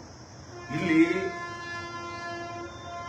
ಪ್ರಜ್ವಲ್ ಇಂದ ದೌರ್ಜನ್ಯಕ್ಕೊಳಗಾಗಿದ್ದಾರೆ ಅಂತ ಹೇಳಲಾಗ್ತಾ ಇರುವಂತಹ ಹೆಣ್ಣು ಮಕ್ಕಳುಗಳು ಸೇರಿರುವಂತದ್ದು ಅದೇ ಜೆಡಿಎಸ್ ಪಕ್ಷದ ಮುಖಂಡರುಗಳ ಕುಟುಂಬಗಳಿಗೆ, ಮತ್ತೆ ಆ ಜೆಡಿಎಸ್ ಪಕ್ಷವನ್ನ ಬೆಂಬಲಿಸ್ತಾ ಇರುವಂತಹ ಗುತ್ತಿಗೆದಾರರ ಕುಟುಂಬಗಳಿಗೆ, ಇವರಿಂದ LOC ಪಡ್ಕೊಳ್ಳೋದಕ್ಕೋ ಮತ್ತೆ ಯಾವ್ದೋ ಗುತ್ತಿಗೆದು ಇದು ಪಡ್ಕೊಳ್ಳೋದಕ್ಕೋ, ಆಮೇಲೆ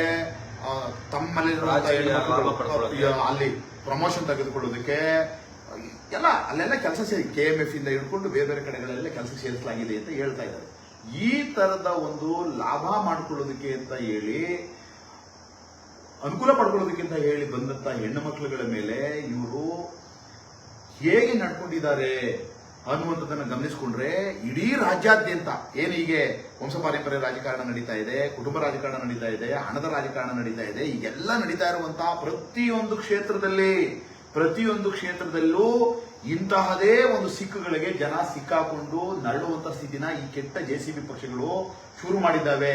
ಇದಕ್ಕೆ ತಾರ್ಕಿಕ ಅಂತ್ಯ ಆಡಬೇಕು ಅಂದ್ರೆ ಪ್ರಾಮಾಣಿಕ ರಾಜಕಾರಣ ಬರಬೇಕು ಅನ್ನುವಂಥದ್ದನ್ನ KRS ಪಕ್ಷ ಹೇಳ್ತಾ ಬರ್ತಾ ಇರುವಂಥದ್ದು. ಅದಕ್ಕೇನೆ ಬಹಳ ಕಷ್ಟಪಟ್ಟು ಒದ್ದಾಡಿಕೊಂಡು KRS ಪಕ್ಷವನ್ನ ಕಟ್ಟೋದಕ್ಕೆ, ಸಂಘಟನೆ ಮಾಡೋದಕ್ಕೆ, ಚುನಾವಣೆಗಳನ್ನ ಎದುರಿಸೋದಕ್ಕೆ KRS ಪಕ್ಷ ಒದ್ದಾಡುವಾಗ ಇದೇ ಜನತಾದಳ, ಕಾಂಗ್ರೆಸ್, BJP ಪಕ್ಷಗಳ ಹಲವಾರು ಮುಖಂಡರುಗಳು ಅದನ್ನು ಒಂದು ರೀತಿಯಲ್ಲಿ ನಗೆಪಾಟ್ಲಿಗೆ ನೋಡುವಂತ ರೀತಿಯಲ್ಲಿ ನೋಡ್ತಾ ಇದ್ದಾರೆ. ನಗೆಪಾಟ್ಲಿಗೆ ಈಡಾಗ್ತಾ ಇರುವಂತಹ ಅವರು ಸಂದರ್ಭ ಅರ್ಥ ಮಾಡ್ಕೋಬೇಕು. ಅವ್ರು ಇವಾಗ ನಿಜವಾಗ್ಲೂ ಒಬ್ಬ ವ್ಯಕ್ತಿಗೆ ಆ ವ್ಯಕ್ತಿ ಎಷ್ಟೆಲ್ಲ ನೈತಿಕತೆ ಉಳಿಸ್ಕೊಂಡಿದ್ದಾನೆ, ಎಷ್ಟೆಲ್ಲ ಘನತೆ ಮತ್ತೆ ಗೌರವದಿಂದ ವ್ಯಕ್ತಿ ಬದುಕ್ತಾ ಇದ್ದಾನೆ, ಎಂತಹ ವ್ಯಕ್ತಿಗಳನ್ನ ಇವತ್ತು ಆಯ್ಕೆ ಮಾಡ್ಕೋಬೇಕು. ನಾವು ಗೌರವ ಮತ್ತೆ ಘನತೆಯಿಂದ ಬದುಕುವಂತ ವ್ಯಕ್ತಿನ ಆಯ್ಕೆ ಮಾಡ್ಕೋಬೇಕಾ ಅಥವಾ ಗೆಲ್ಲೋದಕ್ಕೂ ನೀವು ಶಕ್ತಿ ಇದೆ ಅಂತಕ್ಕಂಥ ವ್ಯಕ್ತಿನ ಆಯ್ಕೆ ಮಾಡ್ಕೋಬೇಕಾ ಅನ್ನೋದ್ರ ಬಗ್ಗೆ ಜನರು ಈಗ ಅವರ ಬೇರೆ ಬೇರೆ ಜನರು ಬೇರೆ ಬೇರೆ ಪಕ್ಷಗಳನ್ನ ಬೆಂಬಲಿಸ್ತಾ ಇದ್ದಾರೆ. ಬಹಳ ಬುದ್ಧಿವಂತರು, ನಾವು ಬುದ್ಧಿಜೀವಿಗಳು ಅಂತಕ್ಕಂಥವ್ರು ಕೂಡ ಇವ್ರು ಗೆಲ್ತಾರೆ, ಇವ್ರು ಗೆಲ್ಲೋ ಕಾರಣಕ್ಕಾಗಿ ನಾವು ಇವ್ರನ್ನ ಬೆಂಬಲಿಸಬೇಕು ಅಂತ ಬೆಂಬಲಿಸ್ತಾ ಇರ್ತಕ್ಕಂಥವ್ರು ಎಂತವ್ರನ್ನ ಬೆಂಬಲಿಸ್ತಾ ಇದ್ದಾರೆ? ಪ್ರಜ್ವಲ್ ರೇವಣ್ಣ ಅಂತವ್ರು. ಯಾಕೆ ಪ್ರಜ್ವಲ್ ರೇವಣ್ಣ ಬೆಂಬಲಿಸಿದ್ರು ಅವರು? ಪ್ರಜ್ವಲ್ ರೇವಣ್ಣ ಗೆಲ್ತಾನೆ, ಹಣ ಇದೆ, ಅಧಿಕಾರ ಇದೆ, ಅವ್ರ ಹಿಂದೆ ಬೆಂಬಲ ಇದೆ ಅಂತ ಗೆಲ್ತಾನೆ ಅಂತ ಹೇಳಿ ಇವತ್ತು ಬೆಂಬಲಿಸ್ತಾ ಇದ್ದಾರೆ. ಸೊ ಅದಕ್ಕೆ ನಮ್ಮ ಅಧ್ಯಕ್ಷ ಯಾವಾಗ್ಲೂ ಹೇಳ್ತಾ ಇರ್ತಾರೆ, ನಾಯಕನಾಗುವಂತವನು ನಾವು ಹೇಳ್ತಾ ಇದೀವಿ, ನಮ್ಗೆ ಅರ್ಥ ಆಗಿದೆ. ಒಬ್ರು ನಾಯಕರಾಗೋದು ಮಾದರಿ ಆಗಿರ್ಬೇಕು. ಈಗ ರವಿಕೃಷ್ಣ ರೆಡ್ಡಿ ಅವರು ಒಂದಷ್ಟು ಅವರು ನಮಗೆ ಬಹಳಷ್ಟು ಶಿಸ್ತು ಇದೇ ವಿಚಾರಗಳನ್ನ ಮಾತಾಡ್ತಾ, ಪಕ್ಷದಲ್ಲಿ ಒಂದಷ್ಟು ಎಚ್ಚರಿಕೆಗಳನ್ನ ಕೊಡ್ತಾ, ಅವಾಗ ನಮ್ಗೆ ಏನೆಲ್ಲ ಬೇಕು ಅದನ್ನ ಒಂದು ಇದರಲ್ಲಿ ಗೌರವನ್ನ ತಂದುಕೊಳ್ಳೋದಕ್ಕೆ ಯಾವ್ಯಾವ ರೀತಿಯಲ್ಲಿ ಬದುಕನ್ನ ನಡೆಸಬೇಕು ಅಂತಕ್ಕಂಥ ಮಾರ್ಗದರ್ಶನ ಕೊಡ್ತಾ ಇರೋ ಕಾರಣಕ್ಕಾಗಿ ನಾವು ಒಂದು ಹತ್ರಕ್ಕಿದ್ದೀವಿ. ಬಟ್ ಇವ್ರು ಏನ್ ಮಾರ್ಗದರ್ಶನ ಕೊಡ್ತಾ ಇದ್ದಾರೆ? ಬಹುತೇಕವಾಗಿ JCB ಪಕ್ಷಗಳಲ್ಲಿ ಎಲ್ಲಾ ಪಕ್ಷಗಳು ನಡೆಯುವಂತದ್ದು ಇದು. ನೀವು ನೋಡಿ, ಎಲ್ಲಾ ಪಕ್ಷಗಳು ಈ ತರದ ಆಚೆ ಬಂದಿದ್ದಾರೆ. ಈ ತರದ ಗೋಮುಖ ವ್ಯಾಘ್ರಗಳು ನಮ್ಗೆ ಎಲ್ಲಾ ಪಕ್ಷಗಳು ಸಿಗ್ತಾ ಇದ್ದಾರೆ.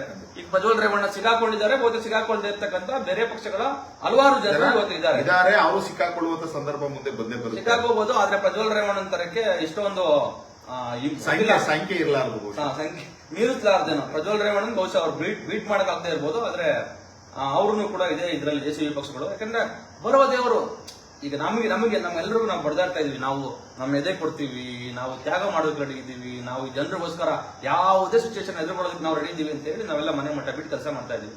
ಬಟ್ ಅವ್ರು ಏನಂತ ಹೇಳ್ತಾ ಇದಾರೆ? ಅವ್ರು ಬಂದಿರೋದೇ ಅಸಲಿ ದುಡ್ಡು ಮಾಡೋದಕ್ಕೆ. ಇವರು JCB ಪಕ್ಷಗಳು ಇವತ್ತು ಬಂದಿರೋದೇನೆ ದುಡ್ಡು ಮಾಡ್ಕೊಳ್ಳೋದಕ್ಕೆ, ಬಂದಿರೋದನ್ನೇ ವ್ಯವಹಾರ ಮಾಡೋದಕ್ಕೆ, ಅಥವಾ ದುಡ್ಡಿದ್ರೆ ಬಂದಿರೋದನ್ನೇ ಅಧಿಕಾರವನ್ನ ಪಡ್ಕೊಂಡು ಅಧಿಕಾರದಲ್ಲಿ ಮಜಾ ಉಡಾಯಿಸೋದಕ್ಕೆ ಇವರು ಬಂದಿರುವಂತದ್ದು. ಜನರು ಇದನ್ನ ಬಹಳ ಸ್ಪಷ್ಟವಾಗಿ ಅರ್ಥ ಮಾಡ್ಕೋಬೇಕು. ಅದ್ರ ಇವತ್ತು ಕಾರಣನೇ ಇದು. ಇವತ್ತು ಕಾಂಗ್ರೆಸ್ ಪಕ್ಷ ನೋಡ್ತಾ ಇದೀವಿ, ನಾವು ಗಮನಿಸ್ತಾ ಇದೀವಿ. ಕಾಂಗ್ರೆಸ್ ಪಕ್ಷ ಅಧಿಕಾರದಲ್ಲಿದೆ. ಕಾಂಗ್ರೆಸ್ ಪಕ್ಷ ಇವತ್ತು ರಾಜ್ಯ ಸರ್ಕಾರದ ಅಧಿಕಾರದಲ್ಲಿದ್ದು SIT ರಚನೆ ಆಗಿರೋದು ರಾಜ್ಯ ಸರ್ಕಾರದ ಅಧೀನದಲ್ಲಿರುವಂತಹ ಪೊಲೀಸ್ ಇಲಾಖೆಯ ವ್ಯಾಪ್ತಿನಲ್ಲೇ ಇದೆ. ಕಾಂಗ್ರೆಸ್ಸಿಗರು ಹೋಗ್ಬಿಟ್ಟು ಈಗ ಮುಖಂಡರುಗಳು, ಹೆಣ್ಮಕ್ಳುಗಳು ಎಲ್ಲ ಸ್ಟ್ರೈಕ್ ಮಾಡ್ತಾ ಇದ್ದಾರೆ. ಏನಂತ ಸ್ಟ್ರೈಕ್ ಮಾಡ್ತಾ ಇದ್ದಾರೆ? ಪ್ರಜ್ವಲ್ ಬಂಧಿಸಬೇಕು, ಗಲ್ಲಿಗೇರಿಸಬೇಕು. ಒಂದು ಈ ಸಂದರ್ಭದಲ್ಲಿ ನಾವು ಗಮನಿಸಿಕೊಳ್ಬೇಕು, ಇವರು ಜನಗಳನ್ನ ಹೇಗೆ ಯಾಮಾರಿಸೋದಕ್ಕೆ ಪ್ರಯತ್ನ ಮಾಡ್ತಾ ಇದ್ದಾರೆ. ಇದನ್ನು ಸಮಾಜ ಬಹಳ ಗಂಭೀರವಾಗಿ ಪರಿಗಣಿಸಬೇಕು, ಇದನ್ನು ಗಮನಿಸಬೇಕು ಅಂತ ನಾನು ಕೇಳ್ಕೊತೀನಿ. ಸಿದ್ದರಾಮಯ್ಯನವರು ಮತ್ತೆ ರೇವಣ್ಣ ಏನು ಆ ಪ್ರಕರಣದಲ್ಲಿ A1 ಆಗಿದ್ದಾರೆ, ಒಳನರಸೀಪುರದ ಪ್ರಕರಣದಲ್ಲಿ A1 ಆಗಿರುವಂತ ರೇವಣ್ಣರ ಆತ್ಮೀಯತೆ ಬಹಳ ಚೆನ್ನಾಗಿದೆ ಅಂತ ಅನ್ನುವಂಥದ್ದು ಜಗಜ್ಜಾಹೀರಾಗಿರುವಂತಹ ವಿಚಾರ. ಈ ಸಂದರ್ಭದಲ್ಲಿ ಈಗ ಆಲ್ರೆಡಿ SIT ರಚನೆ ಆಗಿದೆ. SIT ರಚನೆ ಆಗಿರುವಂತದ್ದು ಈಗ ಆಲ್ರೆಡಿ A1 ಆಗಿರುವಂತ ರೇವಣ್ಣ ಅವರನ್ನು ಬಂಧಿಸಬೇಕಾಗಿತ್ತು. ಯಾಕೆ ಬಂಧಿಸಬೇಕಾಗಿತ್ತು ಅಂದ್ರೆ 2-3 ಕಾರಣಗಳಿಗೋಸ್ಕರ ಬಂಧಿಸಬೇಕಾಗಿತ್ತು. ರೇವಣ್ಣ ಏನ್ ಹೇಳಿದರೆ, ತನ್ನ ಮಗ ಪೆನ್ ಡ್ರೈವ್ ನಲ್ಲಿ ಪ್ರಮುಖ ಆರೋಪಿಯಾಗಿ, ಪೆನ್ ಡ್ರೈವ್ ಪ್ರಕರಣದಲ್ಲಿ ಪ್ರಮುಖ ಆರೋಪಿಯಾಗಿರುವಂತಹ, ಇನ್ನು ಪ್ರಕರಣ ಅದೇನು FIR ಆಗಿದೆ ಏನಾಗಿದೆ ನೋಡಿ ಗೊತ್ತಿಲ್ಲ, ಆಗಿರುವಂತಹ ಪ್ರಜ್ವಲ್ ರೇವಣ್ಣ ಈಗ ಎಲ್ಲೋ ಜರ್ಮನಿಗೆ ಹೋಗಿದ್ದಾರೆ. ಜರ್ಮನಿಗೆ ಹೋಗಿದ್ರೆ ತನ್ನ ತಂದೆಗೆ ಹೇಳಿ ಹೋಗಿರ್ಬೇಕು. ಆಲ್ರೆಡಿ ರೇವಣ್ಣನೂ ಕೂಡ ಒಂದು ಪ್ರಕರಣದಲ್ಲಿ ಆರೋಪಿ ಆಗಿರೋದ್ರಿಂದ, ಮೊದಲ ಆರೋಪಿ ಆಗಿರೋದ್ರಿಂದ ರೇವಣ್ಣ ಅವರನ್ನು ನಿಜವಾಗ್ಲೂ ಬಂಧಿಸಬೇಕಾಗಿದೆ. ಆಕ್ಚುಲಿ ಇಬ್ರು ಒಂದೇ ಪ್ರಕರಣದಲ್ಲಿ ಅಕ್ಯೂಸ್ಗಳು ಆಕ್ಚುಲಿ ಒಂದೇ ಪ್ರಕರಣದಲ್ಲಿ ಅಕ್ಯೂಸ್ಡ್. ಈಗ ರೇವಣ್ಣ ಅಂತ ರಾಜ್ಯದಲ್ಲಿ ಇದ್ದಾರಾ? ಅವ್ರು ಬಂದು ಹೇಳಿಕೆ ಕೊಟ್ರ ಇಲ್ಲ ಆತ ಪೂರ್ವ ನಿಗದಿತ ಆಗಿದ್ದಂತ ಕಾರ್ಯಕ್ರಮಕ್ಕೆ ಹೋಗಿದ್ದಾರೆ ಅಂತ ರೇವಣ್ಣ ಅವ್ರನ್ನ ಬಂಧಿಸಬಹುದಾಗಿತ್ತು. ರೇವಣ್ಣ ಅವ್ರನ್ನ ಬಂಧಿಸ್ತಾ ಇಲ್ಲ. ಬಂಧಿಸದೇ ಇರುವಂತ ಇದೇ ಕಾಲಘಟ್ಟದಲ್ಲಿ ಕಾಂಗ್ರೆಸ್ಸಿಗರೆಲ್ಲ ಬಂದ್ಬಿಟ್ಟು ಬಂಧಿಸಬೇಕು, ಗಲ್ಲಿಗೇರಿಸಬೇಕು ಅನ್ನುವಂತ ನಾಟಕ ಆಡ್ತಾ ಇದ್ದಾರೆ. ಇದನ್ನ ರಾಜ್ಯ ಜನ ಹೇಗೆ ಅರ್ಥ ಮಾಡ್ಕೊಳ್ಬೇಕು? ರೇವಣ್ಣ ಅವ್ರನ್ನ ಬಂಧಿಸಿ ಆಯ್ತಪ್ಪ, ಯಾವಾಗಪ್ಪ ಬುಕ್ ಮಾಡ್ಕೊಂಡ? ಪೂರ್ವ ನಿಯೋಜಿತ ಆಗಿದ್ರೆ ಹಿಂದೆ ಯಾವಾಗಲೂ ಮಾಡ್ಕೋಬೇಕಾಗಿತ್ತು. 10-15 ದಿನಗಳ ಹಿಂದೆನೆ ನಾನು ಅಲ್ಲಿಗೆ ಫ್ರಾಂಕ್ಫರ್ಟ್ ಹೋಗಿದ್ದಾರೆ ಅಂತ ಹೇಳಲಾಗ್ತಾ ಇದೆಯೋ, ಅಲ್ಲಿಗೆ ಫ್ಲೈಟ್ ಬುಕ್ ಮಾಡ್ಬೇಕಾಗಿತ್ತು. ಫ್ಲೈಟ್ ಯಾವಾಗ ಬುಕ್ ಆಗಿದೆ ಅಂತ ಗೊತ್ತಾದ್ರೆ ಇಮಿಡಿಯೇಟ್ ಆಗಿ ನಮ್ಗೆ ಉತ್ತರ ಸಿಗೋದಕ್ಕೆ ಶುರು ಆಗುತ್ತೆ. ಅದು ಗೊತ್ತಾಗೋದು ಯಾವಾಗ? ಸರಿ ಆಯ್ತು, ಅಲ್ಲಿಂದ ಬರಬೇಕು, ಕರೆಸ್ಬೇಕು, ಬಿಡ್ಬೇಕು, ಎಲ್ಲಿದ್ದರಿಂದ ಇರ್ಬೇಕಲ್ಲ, ರೇವಣ್ಣ ಜೊತೆನಲ್ಲಿ ಸಂಪರ್ಕದಲ್ಲಿ ಇರ್ಬೇಕಲ್ಲ, ಅಧಿಕಾರಿಗಳ ಜೊತೆ ಸಂಪರ್ಕದಲ್ಲಿ ಇರ್ಬೇಕಲ್ಲ. ಇದ್ಯಾವುದು ಮಾಡದೇನೆ ಕಾಂಗ್ರೆಸ್ಸಿಗರು ಬಂದು ಹೊರಗಡೆ ಬೀದಿಲಿ ಬಿಡ್ಕೋತಾ ಇದ್ದಾರೆ. ಸೇಮ್ ಇದನ್ನ ಬಿಜೆಪಿಯವರು ಯಾವುದು ಅಲ್ಲಿ ಹುಬ್ಳಿನಲ್ಲಿ ನೇಹ ಅನ್ನುವಂತ ಹೆಣ್ಮಗಳನ್ನ ಯಾವ್ದೋ ಒಂದು ಹುಡುಗ ಲವರ್ ಕೊಂದಂತ ಸಂದರ್ಭದಲ್ಲಿ ಬಿಜೆಪಿಯವರು ಬಂದ್ಬಿಟ್ಟು ಇದನ್ನ ಏನ್ ದೊಡ್ಡದು ಮಾಡ್ಕೊಂಡು ಗಲ್ಲಿಗೇರಿಸ್ಬಿಡ್ಬೇಕು ಅಂತ ಅನ್ನೋದನ್ನ ಏನ್ ಮಾಡಿದ್ರು, ಅದಕ್ಕೆ ಒಂದು ರೀತಿಯಲ್ಲಿ ಇನ್ನೊಂದು ಸಂವಾದಿಯಾಗಿ ಮಾಡ್ತಾ ಇರುವಂತ ಒಂದು ಪ್ರತಿಭಟನೆ ಇಷ್ಟೇ. ಆದ್ರೆ ಇವತ್ತು ಬಿಜೆಪಿಯವರು ಯಾರು ಇದ್ರ ಬಗ್ಗೆ ಮಾತಾಡ್ತಾ ಇಲ್ಲ. ಯಾಕೆಂದ್ರೆ ಮೈತ್ರಿ ಪಕ್ಷ, ಯಾಕೆಂದ್ರೆ ಒಂದು ಪ್ರಜ್ವಲ್ ರೇವಣ್ಣ ಗೆಲ್ತಾನೋ ಸೋಲ್ತಾನೋ ನಾಳೆಗೆ, ಆದ್ರೆ ನಾಳೆ ನಮಗೆ ಸಂಖ್ಯೆ ಬೇಕಾದಂತ ಸಂದರ್ಭದಲ್ಲಿ ಉಳಿಸ್ಕೊಳ್ಬೇಕಾಗುತ್ತೆ ಎನ್ನುವಂತ ಕಾರಣಕ್ಕೆ ಅತಿ ಬುದ್ಧಿವಂತಿಕೆ ತೋರ್ಕೊಂಡು ಮಾತಾಡದೇ ಇರುವಂತದ್ದು ಒಂದು. ಇನ್ನು 14 ಕ್ಷೇತ್ರಗಳಲ್ಲಿ ಚುನಾವಣೆ ಬಾಕಿ ಉಳ್ಕೊಂಡಿದೆ. ಇವರಿಗೆ ಬಹಳ ಮುಖ್ಯವಾಗಿ ವಿಜಯೇಂದ್ರನಿಗೆ ಇದು ವಿಚಾರ ಗೊತ್ತಿತ್ತು ಅಂತ ಅನ್ನುವಂಥದ್ದನ್ನ ದೇವರಾಜೇಗೌಡ ಹೇಳಿದ್ದಾರೆ.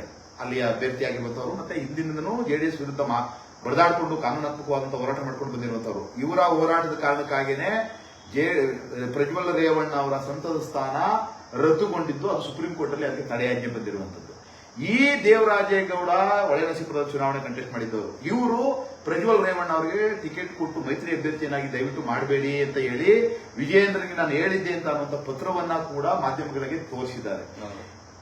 ಈ ವಿಜಯೇಂದ್ರನಿಗೆ ಗೊತ್ತಿದ್ದೂ ಕೂಡ, ಇದೆಲ್ಲವೂ ಗೊತ್ತಿದ್ದೂ ಕೂಡ ಅವರು ಟಿಕೆಟ್ ಕೊಟ್ಟಿರುವಂತಹವರು ಅಲ್ಲಿ ಬಂದು ನೇಹ ಕೊಲೆಯಾಗಿದೆ. ಖಂಡಿತ ಕೊಲೆಯಾದರೂ ಶಿಕ್ಷೆ ಅನುಭವಿಸಬೇಕು. ಕೆಆರ್ಎಸ್ ಪಕ್ಷ ಈ ವಿಚಾರದಲ್ಲಿ ಮುಲಾಜಿಂದನೆ ಅದನ್ನು ಕ್ರಮ ತೆಗೆದುಕೊಳ್ಬೇಕು ಅಂತ ಹೇಳ್ತಾರೆ. ಆದ್ರೆ ಇವರು ಜನಗಳ ಭಾವನೆಗಳಿಗೆ ಬೆಂಕಿ ಸುರಿಯುವುದಕ್ಕೆ ಎಷ್ಟರ ಮಟ್ಟಿಗೆ ಸಿದ್ಧ ಆಗ್ತಾ ಇದ್ದಾರೆ ಬಿಜೆಪಿಯವರು, ಅದೇ ರೀತಿಯಲ್ಲಿ ಕಾಂಗ್ರೆಸ್ಸಿಗರು ಕೂಡ ಜನಗಳ ಭಾವನೆಗಳಿಗೆ ಬೆಂಕಿ ಸುರಿದು ರಾಜಕೀಯ ಲಾಭ ಮಾಡ್ಕೊಳ್ಳೋದಕ್ಕೆ ಪ್ರಯತ್ನ ಮಾಡ್ತಾ ಇದ್ದಾರೆ ಹೊರತು ಈ ಮೂಲ ಸಮಸ್ಯೆಗಳಿಗೆ ರೇವಣ್ಣ ಅವ್ರನ್ನ ಬಂಧಿಸೋದು, ವಿಚಾರಣೆ ಏನಾದ್ರೂ ಮಾಡಲಿ, ಬಂಧಿಸ್ಬಿಟ್ಟು ಅವ್ರನ್ನ ಸೆರೆಮನೆಯಲ್ಲಿ ಇಡಬೇಕು. ರೇವಣ್ಣ ಅವ್ರನ್ನ ಸೆರೆಮನೆಯಲ್ಲಿ ಇಟ್ಬಿಡ್ಬೇಕು, ಸೆರೆಮನೆಯಲ್ಲಿ ಇಟ್ಟರೆ ಖುಷಿ ಪಡ್ತೀವಿ ಅಂತ ಅನ್ನುವಂಥ ವಿಕೃತತೆ ಕೆಆರ್ಎಸ್ ಪಕ್ಷದವ್ರಿಗಿಲ್ಲ. ಆದ್ರೆ ಏನಾಗಿದೆ ಇದು ಅನ್ನೋದನ್ನ ಈ ರಾಜ್ಯದ ಜನಗಳಿಗೆ ತಿಳಿಪಡಿಸಬೇಕಾಗಿರುವಂತದ್ದು ಸರ್ಕಾರದ ಜವಾಬ್ದಾರಿ. ಪರಮೇಶ್ವರ್ ಹೇಳ್ತಾರೆ, ಇಲ್ಲ ನಾವು SIT ರಚನೆ ಮಾಡಿದೀವಿ, ಇದರಲ್ಲಿ ನಾವು ಯಾವುದೇ ಹಸ್ತಕ್ಷೇಪ ಮಾಡೋದಿಲ್ಲ. ಹಸ್ತಕ್ಷೇಪ ಮಾಡಿ ಸ್ವಾಮಿ, ನಿಮ್ಗೆ ಅವಕಾಶ ಇದೆ. ನೀವು ಮುಖ್ಯಮಂತ್ರಿ, ನೀವು ಗೃಹ ಸಚಿವರಾಗಿ ಗೃಹ ಇಲಾಖೆಯ ಮುಖ್ಯಸ್ಥರು, ಇವತ್ತಿಗೆ ನಿಮ್ಮನ್ನು ಗೃಹ ಇಲಾಖೆಯ ಮುಖ್ಯಸ್ಥರನ್ನಾಗಿ ನೇಮಕ ಮಾಡಿರೋದು ಈ ರಾಜ್ಯ ಸರ್ಕಾರ. ಈ ರಾಜ್ಯದ ಜನ ನಿಮಗೆ ಅವಕಾಶವನ್ನ ಕೊಟ್ಟಿರೋದು. ಸರಿಯಾದ ರೀತಿಯಲ್ಲಿ SIT ತನಿಖೆ ಮಾಡಲಿಲ್ಲ ಅಂತ ಅಂದ್ರೆ ಆ SITನ ಬದಲು ಮಾಡಿ, SIT ನಲ್ಲಿ ಯಾರ್ಯಾರನ್ನ ನೀವು ಇಟ್ಟಿದ್ದೀರಿ ಆ ಟೀಮ್ ಅನ್ನ ಬದಲು ಮಾಡಬೇಕಾಗಿರುವಂತದ್ದು, ಆ ಸರಿಯಾದ ರೀತಿಯಲ್ಲಿ ನಡೀತಾ ಇದೆಯಾ ಅಂತ ಅನ್ನೋದನ್ನ ನೋಡ್ಬೇಕಾಗಿರುವಂತದ್ದು. ನೀವೇನ್ ಮಾಡ್ತಾ ಇದ್ದೀರಾ ಅಂದ್ರೆ ಈಗಾಗಲೇ ಜವಾಬ್ದಾರಿಯಿಂದ ನುಣಿಸ್ಕೊಳ್ಳೋದಕ್ಕೆ ಹೋಗ್ತಾ ಇದ್ದೀರಾ. SIT ಏನು ಸರಿಯಾದ ರೀತಿಯಲ್ಲಿ ಯಾರು ಅರೆಸ್ಟ್ ಮಾಡಲಿಲ್ಲ, ಕ್ರಮ ವಹಿಸಿಲ್ಲ ಅಂತ ಅನ್ನುವಂಥದ್ದನ್ನ ಮುಂದಿನ ದಿನಗಳಲ್ಲಿ ಜನ ಪತ್ತೆ ಹಚ್ಚಿ ನಿಮ್ಮ ಕರ್ತವ್ಯ ಲೋಪವನ್ನ ಗುರುತು ಮಾಡಿದಂತ ದಿನ ನಾವು SITಗೆ ಸಂಪೂರ್ಣವಾದಂತ ಅಧಿಕಾರವನ್ನ ಕೊಟ್ಟಿದ್ವಿ, ಆದ್ರೆ ಅವರು ಸರಿಯಾದ ರೀತಿಯಲ್ಲಿ ಕೆಲಸ ನಿರ್ವಹಿಸಿಲ್ಲ ಅಂತ ಹೇಳಿ ನುಣಿಸ್ಕೊಳ್ಳೋದಕ್ಕೆ ಬೇಕಾಗಿರುವಂತ ಎಣ್ಣೆನ ನೀವು ಮೈಗೀಗಾಗಲೇ ತಿಕ್ಕೊಳ್ಳೋಕೆ ಹೋಗ್ತಾ ಇದ್ದೀರಿ. ಇದನ್ನ ರಾಜ್ಯದ ಜನ ಗಮನಿಸಬೇಕು. ಪರಮೇಶ್ವರ್ ಆಕ್ಚುಲಿ ಫ್ರೀಡಂ ಪಾರ್ಕ್ ಅಲ್ಲಿ ಗಲಾಟೆ ಮಾಡ್ತಾ ಇರುವಂತ, ಪ್ರತಿಭಟನೆ ಮಾಡ್ತಾ ಇರುವಂತ ಅವ್ರ ಪಕ್ಷದ ಹೆಣ್ಮಕ್ಳಿಗೆ ಹೇಳ್ಬೇಕು, ನಾನ್ ನೋಡ್ಕೋತೀನಿ ಬನ್ನಿ ಅವ್ರನ್ನ, ನಾನ್ ನೋಡ್ಕೋತೀನಿ, ಅವ್ರಿಗೆ ಬಿಡೋದಿಲ್ಲ, ನಾವು ನೋಡ್ಕೋತೀವಿ, ಏನ್ ಮಾಡ್ಬೇಕು ಅದು ನಮ್ ಕೈಯಲ್ಲಿ ಇದೆ, ಮಾಡ್ಸೋಣ ಬನ್ನಿ, ಅಧಿಕಾರಿಗಳಿಗೆ ಹೇಳಿ ಮಾಡ್ಸೋಣ ಬನ್ನಿ, ನಾವು ಮುಖ್ಯಸ್ಥರು ಇವತ್ತು ಬನ್ನಿ ಮಾಡ್ಸೋಣ ಅಂತ ಅವ್ರು ಹೇಳ್ಬೇಕಾಗಿತ್ತು. ಅದು ದಾರಿ ತಪ್ಪಿಸಂತ ಕೆಲಸನ ಅವ್ರು ಮಾಡ್ತಾ ಇದ್ದಾರೆ. ರಾಜಕೀಯ ಲಾಭ. ಆಮೇಲೆ ಗೌಡ್ರೆ, ನೀವು ಇದನ್ನ ವಿಜಯೇಂದ್ರ ಒಂದು ಪ್ರಕರಣ ಹೇಳಿದ್ರಿ. ಆತ ಲೆಟರ್ ಬರ್ದಾಗ್ಲೂ ವಿಜಯೇಂದ್ರ ಅದ್ರ ಬಗ್ಗೆ ತಲೆ ಕೆಡಿಸ್ಕೊಳ್ಳಿ ಟಿಕೆಟ್ ಕೊಟ್ಟಿರೋಂಥದ್ದು.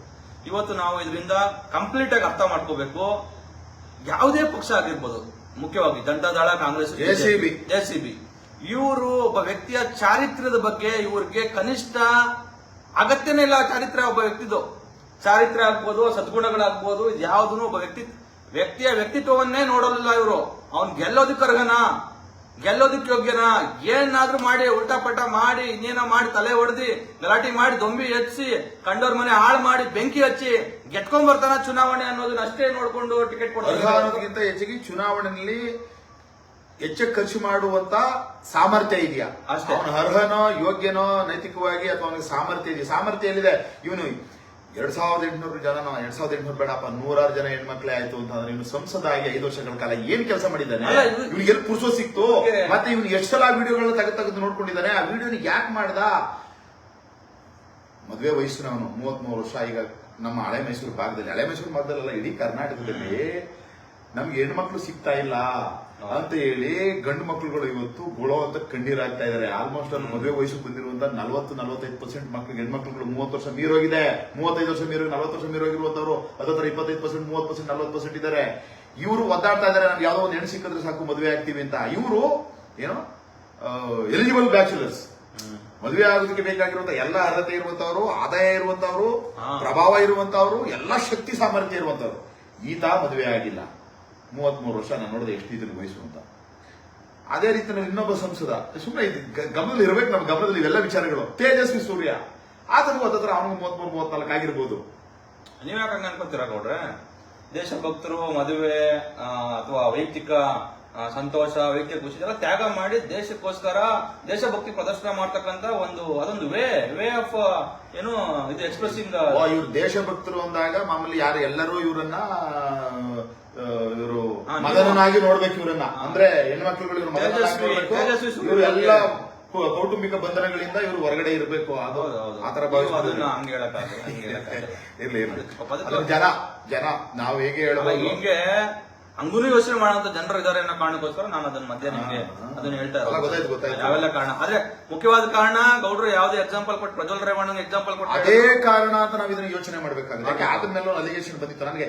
ಇಬ್ರು ಯಾರ್ಯಾವ ಸಂಸದರು ಅಂತ ನೋಡಿದಾಗ ಇವರಿಬ್ರು ಯುವ ಸಂಸದರು.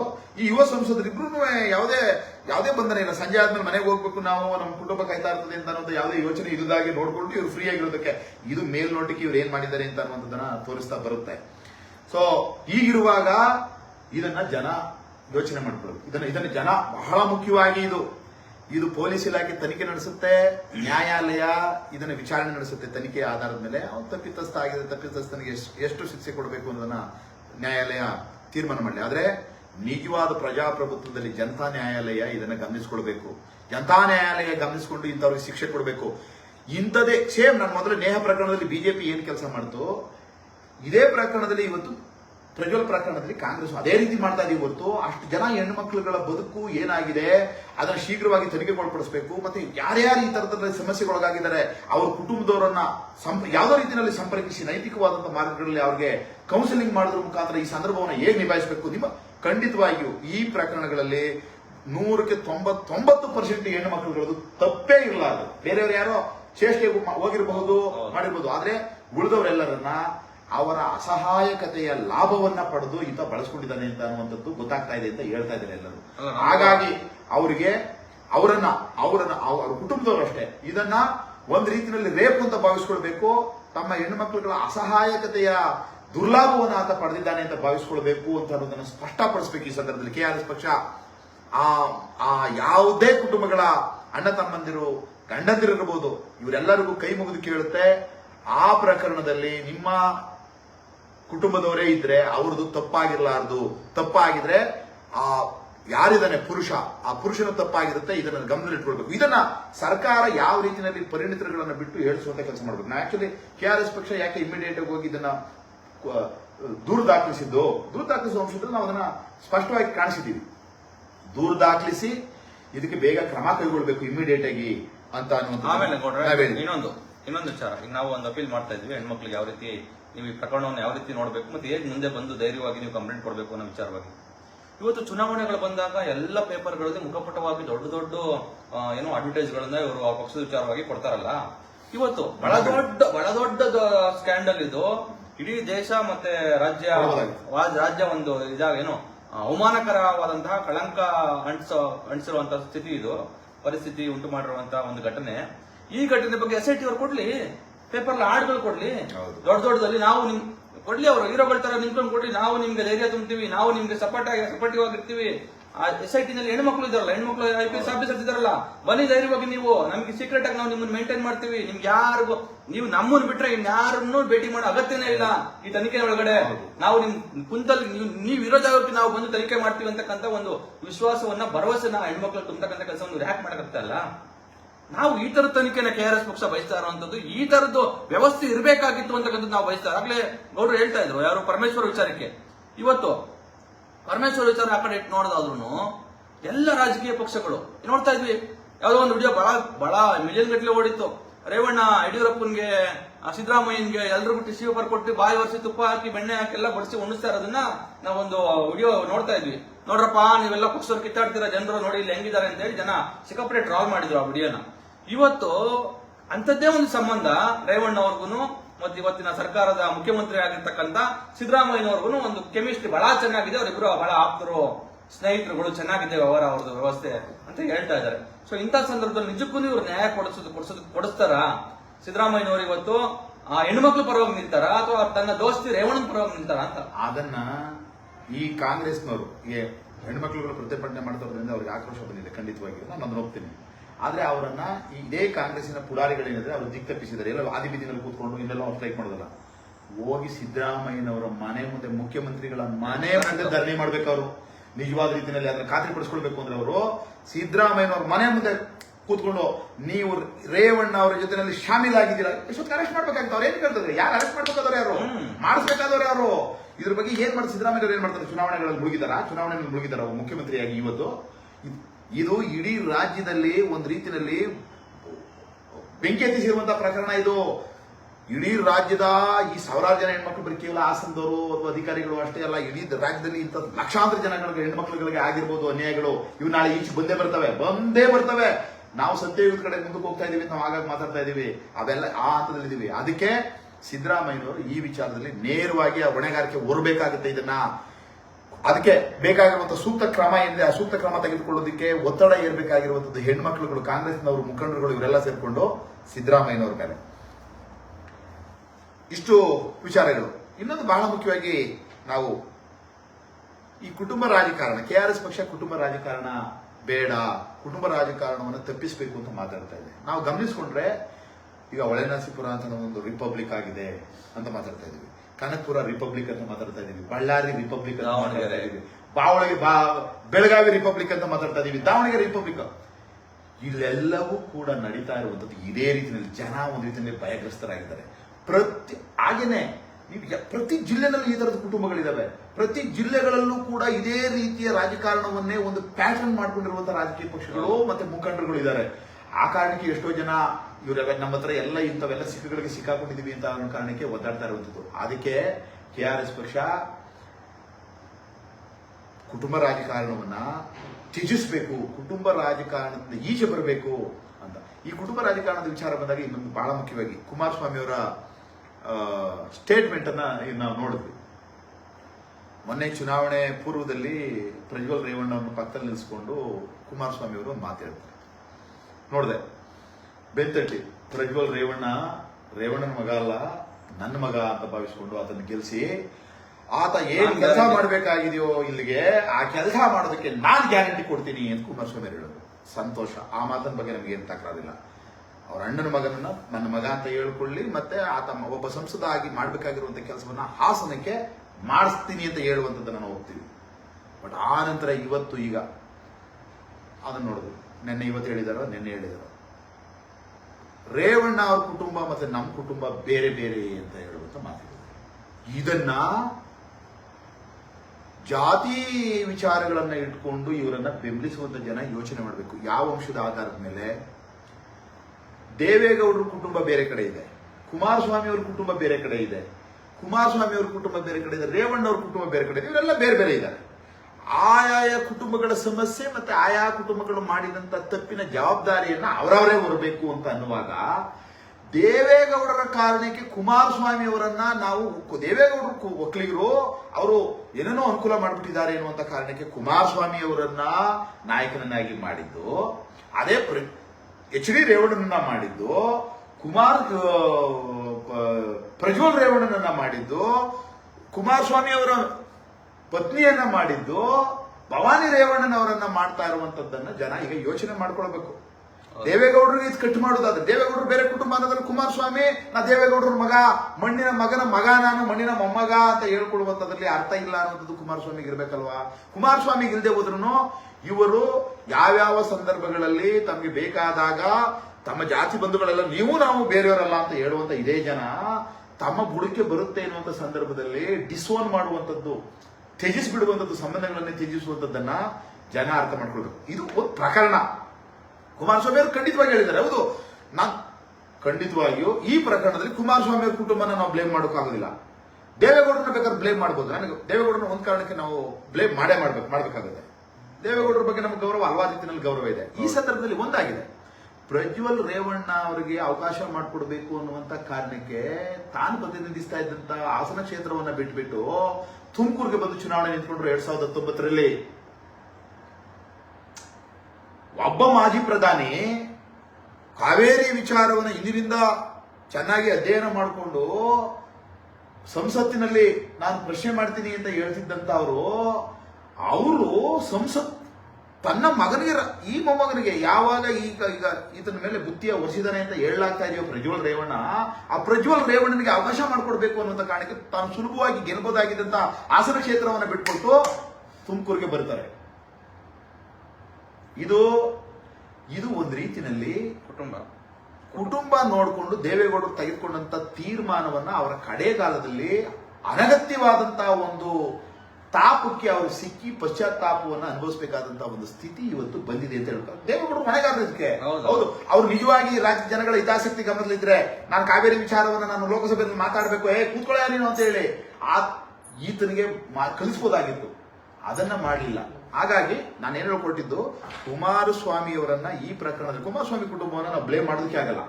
ಬ್ಲೇಮ್ ಮಾಡೋದಕ್ಕೆ ಆಗೋದಿಲ್ಲ ಅಂದ್ರೆ ನೇರ ಈಗ ಯಾವ ರೀತಿಯಲ್ಲಿ ಕಾಂಗ್ರೆಸ್ ಬೀಳ್ತಾ ಇದ್ದಾರೆ ಹಾಗೆ. ಆದ್ರೆ ನೈತಿಕವಾದಂತ ರೀತಿಯಲ್ಲಿ ಒಳ್ಳೆಯವರನ್ನ ಆಯ್ಕೆ ಮಾಡೋದಕ್ಕೆ ನಿಮ್ಮ ಮುಂದೆ ಒಳ್ಳೆ ಜನಗಳನ್ನ ಇಡ್ತೀವಿ ಎನ್ನುವಂತ ಪರಿಪಾಠವನ್ನ ಅವರು ಬೆಳೆಸ್ಕೊಂಡೇ ಬರದೇ ಇರೋದ್ರಿಂದ ಆ ಕಾರಣದಿಂದ ನಾವು ಬ್ಲೇಮ್ ಮಾಡಬಹುದೇ ಹೊರತು ಅವ್ರ ಚಿಕ್ಕಪ್ಪ ಅನ್ನುವಂತ ಕಾರಣಕ್ಕೆ ಅವರನ್ನ ನಾವು ಬ್ಲೇಮ್ ಮಾಡೋದಕ್ಕಾಗಲ್ಲ. ಇದು ಕುಟುಂಬ ರಾಜಕಾರಣ ಮಾಡಿರ್ತಕ್ಕಂತ ಎಲ್ಲಾ ಪಕ್ಷಗಳನ್ನ ಮತ್ತೆ ಮಾಡಿರ್ತಕ್ಕಂತ ಎಲ್ಲ ನಾಯಕರನ್ನ ಇಂಥ ಸಂದರ್ಭಗಳಲ್ಲಿ ಬ್ಲೇಮ್ ಮಾಡಲೇಬೇಕಾಗುತ್ತೆ. ಯಾಕೆಂದ್ರೆ ಆ ಸ್ಥಾನದಲ್ಲಿ ಇವರು ಅವ್ರ ಮಕ್ಕಳನ್ನ ಮೊಮ್ಮಕ್ಕಳನ್ನ ಹೆಂಗೆ ಈಗ ನೋಡಿ, ಅವರು ಈಗ ಜನಸಾಮಾನ್ಯರಿಗೆ, ಈಗ ನಮ್ಮಂತವ್ರಿಗೆ, ಯಾರು ನಮ್ಮ ಪಕ್ಷದಲ್ಲಿ ಇರ್ತಕ್ಕಂಥ ಹೋರಾಟ ಮಾಡ್ತಾರೆ, ಬೀದಿಗಿಳಿದು ಹೋರಾಟ ಮಾಡಿದಂತವ್ರಿಗೆ ನಿಜವಾಗ್ಲೂ ಇವ್ರ ಕಷ್ಟ ಸುಖ ಗೊತ್ತಿದೆ, ಜನರ ಸಮಸ್ಯೆಗಳು ಗೊತ್ತಿದೆ. ನಾನು ಸಮಾಜದಲ್ಲಿ ಎಷ್ಟು ಗೌರವಯುತವಾಗಿ ಬದುಕಬೇಕು, ಎಷ್ಟೆಲ್ಲ ನೈತಿಕತೆನ ಅಳವಡಿಸ್ಕೊಂಡು ನಾನು ಬದುಕಬೇಕು ಅನ್ನೋದ್ರ ಬಗ್ಗೆ ಒಂದಷ್ಟು ಅರಿವಿದೆ, ಪ್ರಜ್ಞೆ ಬಂದಿರುತ್ತೆ ಇವ್ರಿಗೆ. ಅವ್ರು ಉಪ್ಪರಿಗೆ ಮೇಲೆ ಬೆಳೆಯುವಂತವ್ರನ್ನ ಅವ್ರಿಗೆ ಏಕೈಕ ಕ್ವಾಲಿಟೀಸ್ ಏನು ಅಂತಂದ್ರೆ ಅಂತವ್ರ ಮಗ. ಆ ಕಾರಣಕ್ಕಾಗಿ ಇವರು ಅಂತವ್ರಿಗೆ ಇವತ್ತು ಹಿಂಗೆ ಗೆಲ್ಲಿಸ್ಕೊಂಡು ಅಂತವ್ರಿಗೇನೆ ಅಧಿಕಾರ ಕೊಡ್ತಾರ ಕಾರಣಕ್ಕಾಗಿ ಇದಾಗ್ತಾ ಇದೆ, ಈ ತರದ್ ಬಂದಿದೆ. ಸೊ ಹಾಗಾಗಿ ಆ ಹಿನ್ನೆಲೆಯಲ್ಲಿ ನೋಡ್ಕೊಂಡ್ರೆ ದೇವೇಗೌಡರು ಇನ್ಯಾರನ್ನೋ ಯೋಗ್ಯರನ್ನ ಅರ್ಧರ್ನ ಅವ್ರ ಮನೆಗೆ ಹಂಗೆ ಗೌಡ್ರೆ ಎಷ್ಟು ಜನ JDS ಅಂತ ಹೇಳಿ ನಾನು ನೋಡ್ತೀನಲ್ಲ, ನಿಜಕ್ಕೂ JDS ಬೆಂಬಲಿಸ್ತಾ ಇರ್ತಕ್ಕಂಥ ಅಷ್ಟು ಆ ಪ್ರಮಾಣದಲ್ಲಿ ಆತ್ಮೀಯವಾಗಿ ನಾವು ಎಲ್ಲದಕ್ಕೂ ಸಿದ್ಧ ಅನ್ನೋ ರೀತಿಯಲ್ಲಿ ಬೆಂಬಲಿಸ್ತಾ ಇರ್ತಕ್ಕಂಥ ಅಭಿಮಾನಿಗಳು ಇನ್ನೊಂದು ಪಕ್ಷದಲ್ಲಿ ನಾನು ನೋಡಿಲ್ಲ.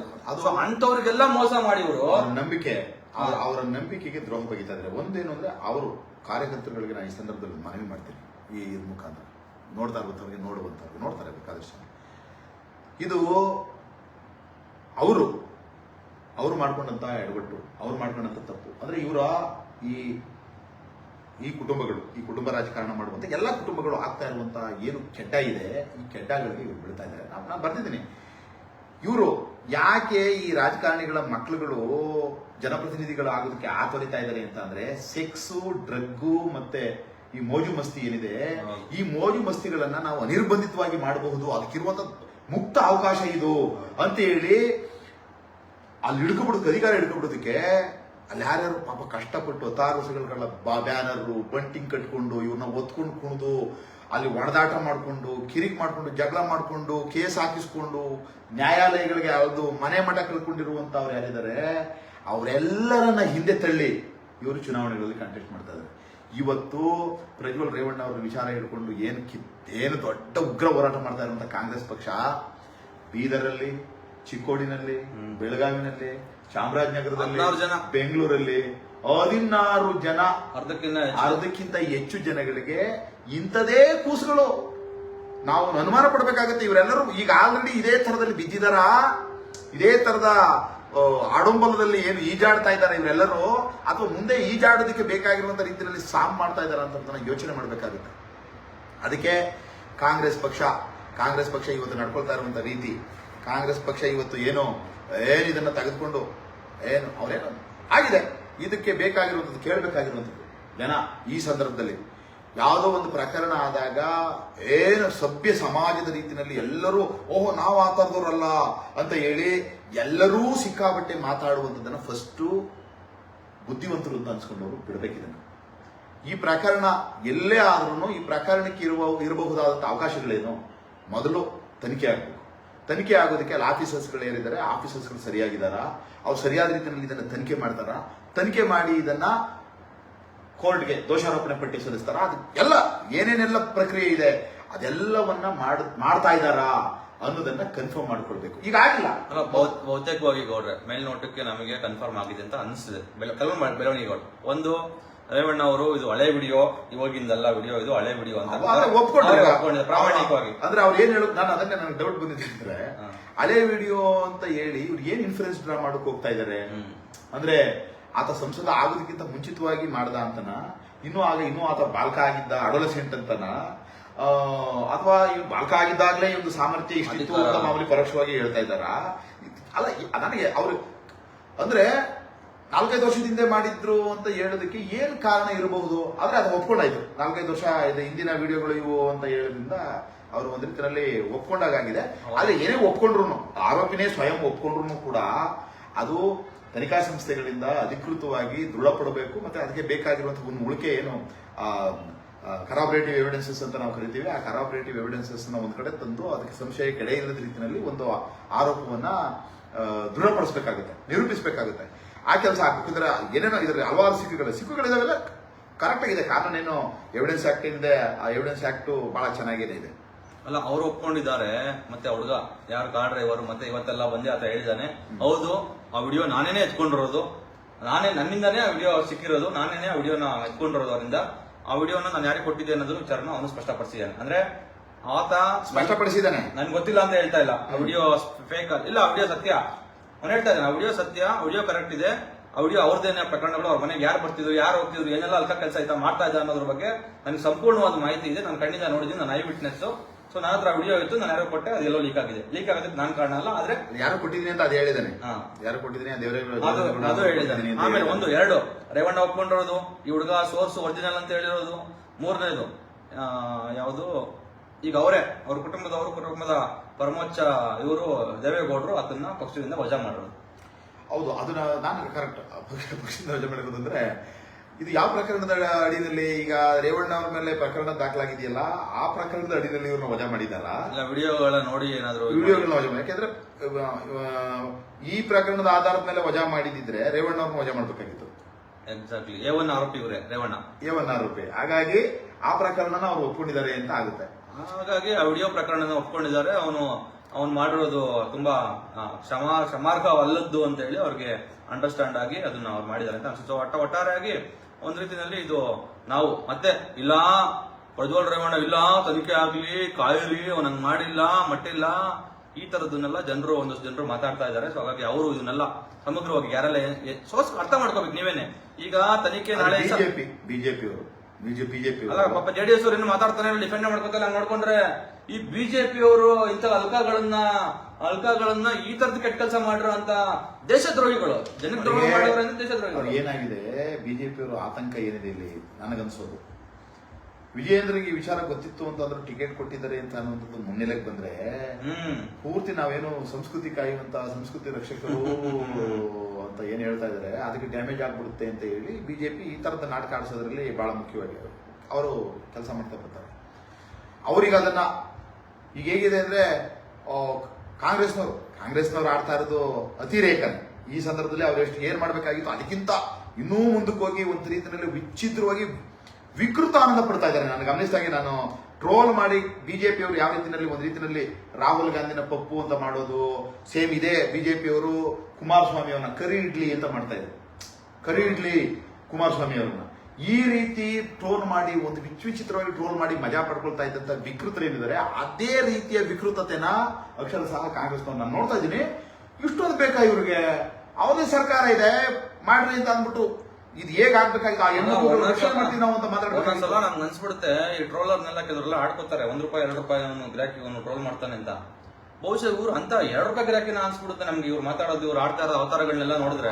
ಯಾಕಂದ್ರೆ ಕುಮಾರಸ್ವಾಮಿನ ಅಷ್ಟೆಲ್ಲ ಕುಮಾರಸ್ವಾಮಿನ ಆಡ್ಕೊಂಡು ಟ್ರೋಲ್ ಮಾಡಿ ಮಿನಿ ಪೌಡರ್ ಅಂತ ಎಲ್ಲ ಕುಮಾರಸ್ವಾಮಿನ ಬಿಜೆಪಿ ಅವರು ಹಿಗ್ಗಾಮುಗ್ಗ ಗುಂಬಿಟ್ಟು ಇವತ್ತು ಹೋಗ್ಬಿಟ್ಟು ಕುಮಾರಸ್ವಾಮಿ ಅವರ ಮಗ, ಕುಮಾರಸ್ವಾಮಿ ಅವರ ಅಣ್ಣನ ಮಗ ಮಾಡ್ಕೊಂಡಿರೋಂತ ಅಲ್ಕಾ ಕೆಲಸನೂ ಡಿಪೆಂಡ್ ಮಾಡಕ್ಕೆ ಇಲ್ಬಿಟ್ರಲ್ಲ ನಮ್ಮನ್ನು ಏಕೈಕ ಕಾರಣಕ್ಕೆ ಇವ್ರು ಬಿಜೆಪಿಗರು ಏನು ₹2 ಗಿರಾಕಿ ಅನ್ಬೇಕಾದ್ರೆ ಏನನ್ಬೇಕು? ಬಟ್ ಈ ವಿಚಾರದಲ್ಲಿ ಈ ರಾಜ್ಯ ಜನಗಳನ್ನ ಕೇಳ್ಕೊತೀವಿ, KRS ಪಕ್ಷಕ್ಕೆ ಇಂಥ ವಿಚಾರಗಳನ್ನ ಟ್ರೋಲ್ ಮಾಡೋದಕ್ಕೆ ಬರುತ್ತೆ. ಇಂಥ ವಿಚಾರಗಳಲ್ಲಿ ಇನ್ನು ನಾನು ಬೆಳಿಗ್ಗೆಯಿಂದ ನೋಡ್ತಿದ್ದೆ ಆ ಪ್ರಜ್ವಲ್ ರೇವಣ್ಣನ ವಿಡಿಯೋಗಳನ್ನ, ನಾನು ಯೂಟ್ಯೂಬ್ ಅಲ್ಲಿ ನೋಡಿರೋ ಅಷ್ಟು ವಿಡಿಯೋಗಳನ್ನ ನಾನು ಅವನ್ನೆಲ್ಲ ಏನ್ ಮಾಡಿ ಒಂದಕ್ಕೊಂದು ಕೊಲಾಜ್ ಮಾಡೋದಾದ್ರೆ ಬೆಳಗ್ಗೆಯಿಂದ ನಾನು ಗೌಡ್ರಿಗೆ ಹೇಳ್ತಾ ಇದ್ದೆ, ನೋಡಿ ಹೆಂಗೆ ಇದನ್ನ ಟ್ರೋಲ್ ಮಾಡ್ಬೋದು ಅಂತ. ಆದ್ರೆ ಮಾಡಬಾರ್ದು ಅಂತ ನಾವು ಅದನ್ನ ಮಾಡ್ತಾ ಇಲ್ಲ. ಅದು ಒಳ್ಳೆ ಸಂಸ್ಕೃತಿ ಅಲ್ಲ ಅನ್ನುವಂತ ಕಾರಣಕ್ಕೆ. ಆಮೇಲೆ KRS ಪಕ್ಷ ಅದು ಒಂದು ವಿಕೃತಿ ಟ್ರೋಲ್ ಮಾಡೋದು ಒಂದು ವಿಕೃತಿನೇ. ಯಾರ ಮೇಲೆ ಕೋಪ, ಹಾಗಾಗಿ ನನ್ನ ಕೋಪನ ತಣಿಸ್ಕೊಳ್ಳೋದಕ್ಕೆ, ಸೇಡನ್ನು ತೀರ್ಸ್ಕೊಳ್ಳೋದಕ್ಕೆ ನಾನು ಅವನ್ನ ಡ್ಯಾಮೇಜ್ ಮಾಡೋದು. ತಪ್ಪಿತಸ್ಥನಿಗೆ ಶಿಕ್ಷೆ ಆಗ್ಬೇಕು. ತಪ್ಪಿತಸ್ಥನಿಗೆ ಶಿಕ್ಷೆ ಆಗೋದ್ರ ಮೂಲಕ ಸಮಾಜಕ್ಕೊಂದು ಎಚ್ಚರಿಕೆ ಬರಬೇಕು. ಮತ್ತೆ ಆ ರೀತಿ ಮಾಡಬಹುದಾದವ್ರಿಗೆ ಒಂದು ಭಯ ಹುಟ್ಟಬೇಕು. ಮತ್ತೆ ಅವರು ಒಳ್ಳೆ ರೀತಿಯಲ್ಲಿ ಪರಿವರ್ತನೆ ಆಗ್ಬೇಕು ಅಂತ ಅನ್ನುವಂತದ್ದನ್ನ ಯೋಚನೆ ಮಾಡುವಂತದ್ದು ಒಂದು ಬಗೆ.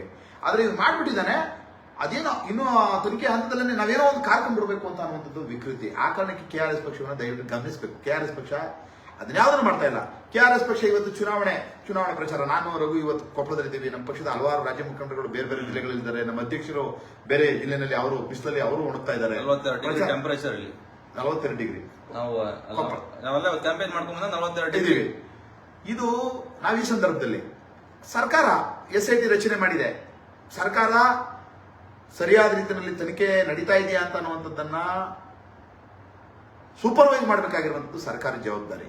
ಅದು ಮಾಡುತ್ತೆ ಅಂದ್ರೆ ಈಗ ಈ ಕಾಂಗ್ರೆಸ್ಸಿಗರ ಏನು ಈ ತರ ಟ್ರೋಲ್ ಮಾಡ್ತಾ ಇರುವಂತವ್ರು, ಕೇಳ್ತಾ ಇರುವಂತವ್ರು, ಸ್ಟ್ರೈಕ್ ಮಾಡ್ತಾ ಇರುವಂತವ್ರು, ಕೃಷ್ಣ ಬೈರೇಗೌಡ ಮಾತಾಡ್ತಾ ಇದ್ರು. ನಾನು ನೋಡಿದೆ, ಕೃಷ್ಣ ಬೈರೇಗೌಡ ದೇವೇಗೌಡರು ನಡೆಸ್ತಾ ಇದ್ರು.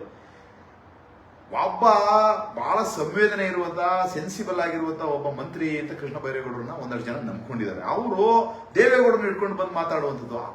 ನಿಮ್ಮದೇ ಗೃಹ ಸಚಿವರಿಗೆ ಹೇಳಿ ಆತನ ಏನ್ ಮಾಡ್ಬೇಕಾಗಿತ್ತು, CRPC ಮತ್ತೆ IPC ತೋರಿಸಿ ಸೆಕ್ಷನ್ ಅಡಿಯಲ್ಲಿ ಬಂಧಿಸಬೇಕು. ಅವರು ಆ ಸೆಕ್ಷನ್ಗಳು ಬಹಳ ಹಾಕಿರುವಂತದ್ದು, ರೇಪ್ ಸೆಕ್ಷನ್ ಹಾಕಿಲ್ಲ, 376 ಹಾಕಿಲ್ಲ.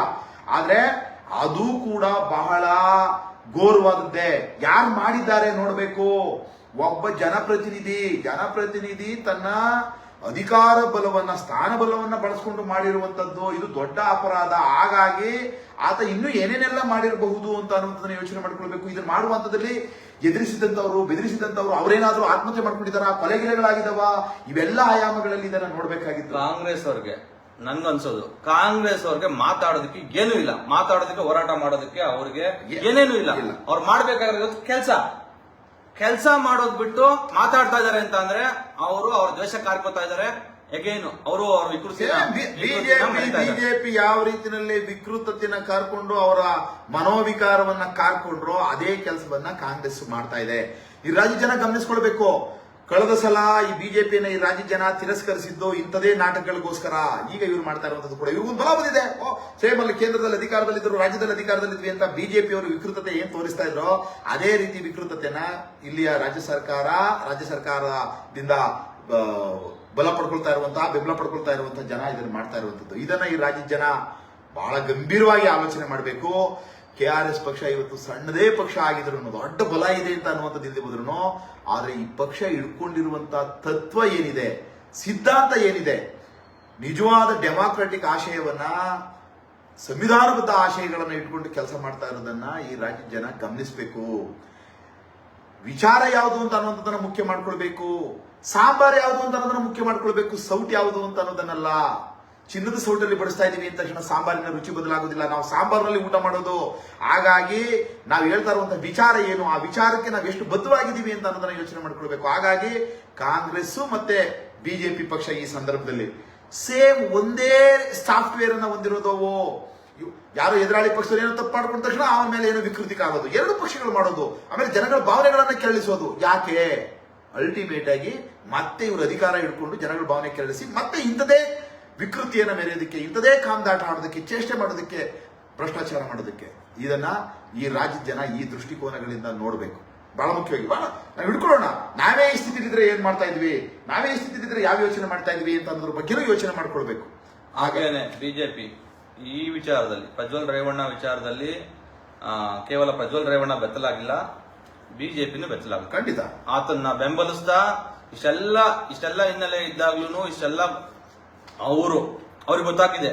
ಈಗ ನಮಗೆ ಅಷ್ಟೆಲ್ಲ ಮಿಷನರಿ ಇಟ್ಕೊಂಡಿರ್ತಕ್ಕಂತ ಒಂದು ದೊಡ್ಡ ಪಕ್ಷಕ್ಕೆ ಬಿಜೆಪಿ ಅವರಿಗೆ ಇನ್ನೊಂದು ಹೇಳ್ತಾ ಪ್ರಜ್ವಲ್ ರೇವಣ್ಣ ಪ್ರಕರಣ ಸುಳ್ಳ ಸತ್ಯ ಅಂತ ತಿಳ್ಕೊಳ್ಳೋ ಕಷ್ಟ ಆಗಿದೆ. ಇನ್ನೊಂದು ಬರ್ತಾ ಇದ್ದಾರೆ ಆಕ್ಚುಲಿ JDS ನವರು ಬಿಜೆಪಿ ಜೊತೆನಲ್ಲಿ ಮೈತ್ರಿ ಮಾಡ್ಕೊಂಡಿದ್ದೇನೆ ಈ ಪ್ರಜ್ವಲ್ ರೇವಣ್ಣ ಪ್ರಕರಣ ಮತ್ತೆ ಪ್ರಜ್ವಲ್ ರೇವಣ್ಣ 2000 ಸಂಸದ ಸ್ಥಾನ ಖಾಲಿಯಾಗಿದ್ದು ಮತ್ತೆ ಇಂಥದ್ದೆಲ್ಲ ಕಾರಣಗಳಿಂದನೂ ಇವೆಲ್ಲವೂ ಸೇರ್ಕೊಂಡು ಇವರು ರಾಜಿ ಮಾಡ್ಕೊಂಡಿದ್ದಾರೆ. ಅವ್ರ ಜೊತೆನಲ್ಲಿ ಈಚೆ ಬಂತು ಅಂತಂದ್ರೆ ಈ ಚುನಾವಣೆಯಿಂದ ಒಂದು ತಿಂಗಳು ಮುಂಚಿತವಾಗಿ ಬಂದಿದ್ರೆ ಇಷ್ಟು ವಿಚಾರ.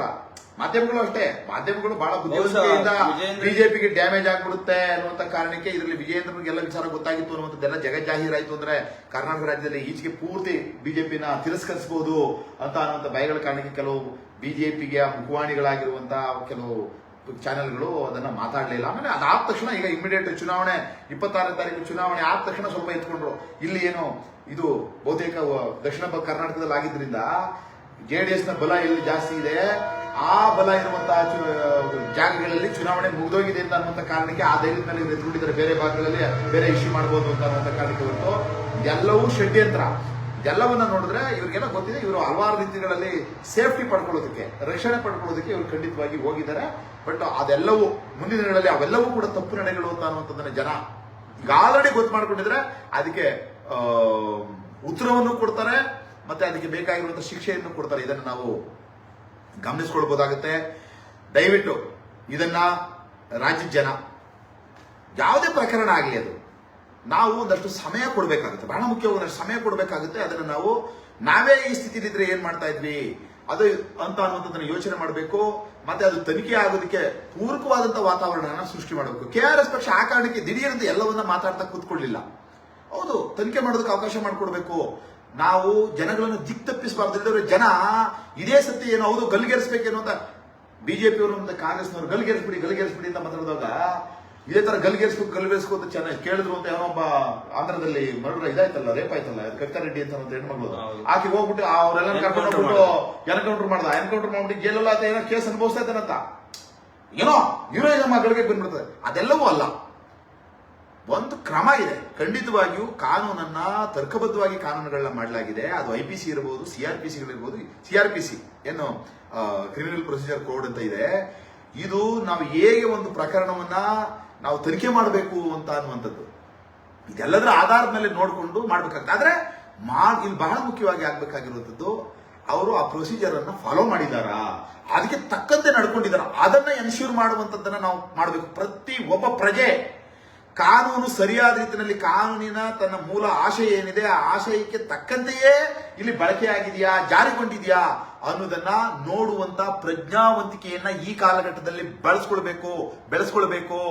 ಇಲ್ಲದೆ ಹೋದ್ರೆ ಈ ರಾಜಕೀಯ ಪಕ್ಷಗಳು ಹಾಕುವಂತ ಕೆಡ್ಡಗಳಿಗೆ ನಾವು ಬಿದ್ದು ಮತ್ತಷ್ಟು ಸಮಸ್ಯೆಗಳನ್ನು ಸೃಷ್ಟಿ ಮಾಡಿ ಇಂಥದೇ ರಾಕ್ಷಸರು ಪುನಃ ವಾಪಸ್ ಬಂದು ನಮ್ಮನ್ನ ಎಲ್ಲರ ಕುಟುಂಬಗಳನ್ನ ನಾಶ ಮಾಡುವಂತ ಸ್ಥಿತಿಗೆ ನಾವೇ ಸಮಾಜವನ್ನ ತಲುಪಿಸಿದಾಗುತ್ತೆ. ಇದನ್ನ ಸಮಾಜ ಬಹಳ ಗಂಭೀರವಾಗಿ ಇದನ್ನ ಯೋಚನೆ ಮಾಡಬೇಕು ಅಂತ ನಾನು ಕೇಳ್ಕೊಂಡು ಈ ಕಾಂಗ್ರೆಸ್ ಮತ್ತೆ ಬಿಜೆಪಿ JDS ಮೂರೂ ಪಕ್ಷಗಳಲ್ಲಿ ಕಣ್ಣು ಮುಚ್ಚಿಕೊಂಡು ಜಾತಿ ರಾಜಕಾರಣ ಮಾಡ್ತಾ ಇರುವಂತವರು, ಜಾತಿ ಕಾರಣಕ್ಕೆ ಯಾರೋ ಮುಖಂಡರು ನಮ್ಮ ಜಾತಿಯವರು ಅನ್ನೋ ಕಾರಣಕ್ಕೆ ಮತ ಹಾಕ್ತಾ ಇರುವಂತವರು, ಕುಮಾರಸ್ವಾಮಿ ಹೇಳಿಕೆ ಮೊನ್ನೆ ಮತ್ತೆ ಇವತ್ತು ನಮ್ಮವರಲ್ಲ ನಮ್ಮ ಕುಟುಂಬನೇ ಅಲ್ಲ ಅದು ಅನ್ನುವಂತ ಹೇಳ್ತಾರೆ. ನಮ್ಮ ಕುಟುಂಬನೇ ಅಲ್ಲ ಅಂತ ಅಂದ್ಮೇಲೆ ಜಾತಿ ಏನು ಉಳ್ಕೊಂತು?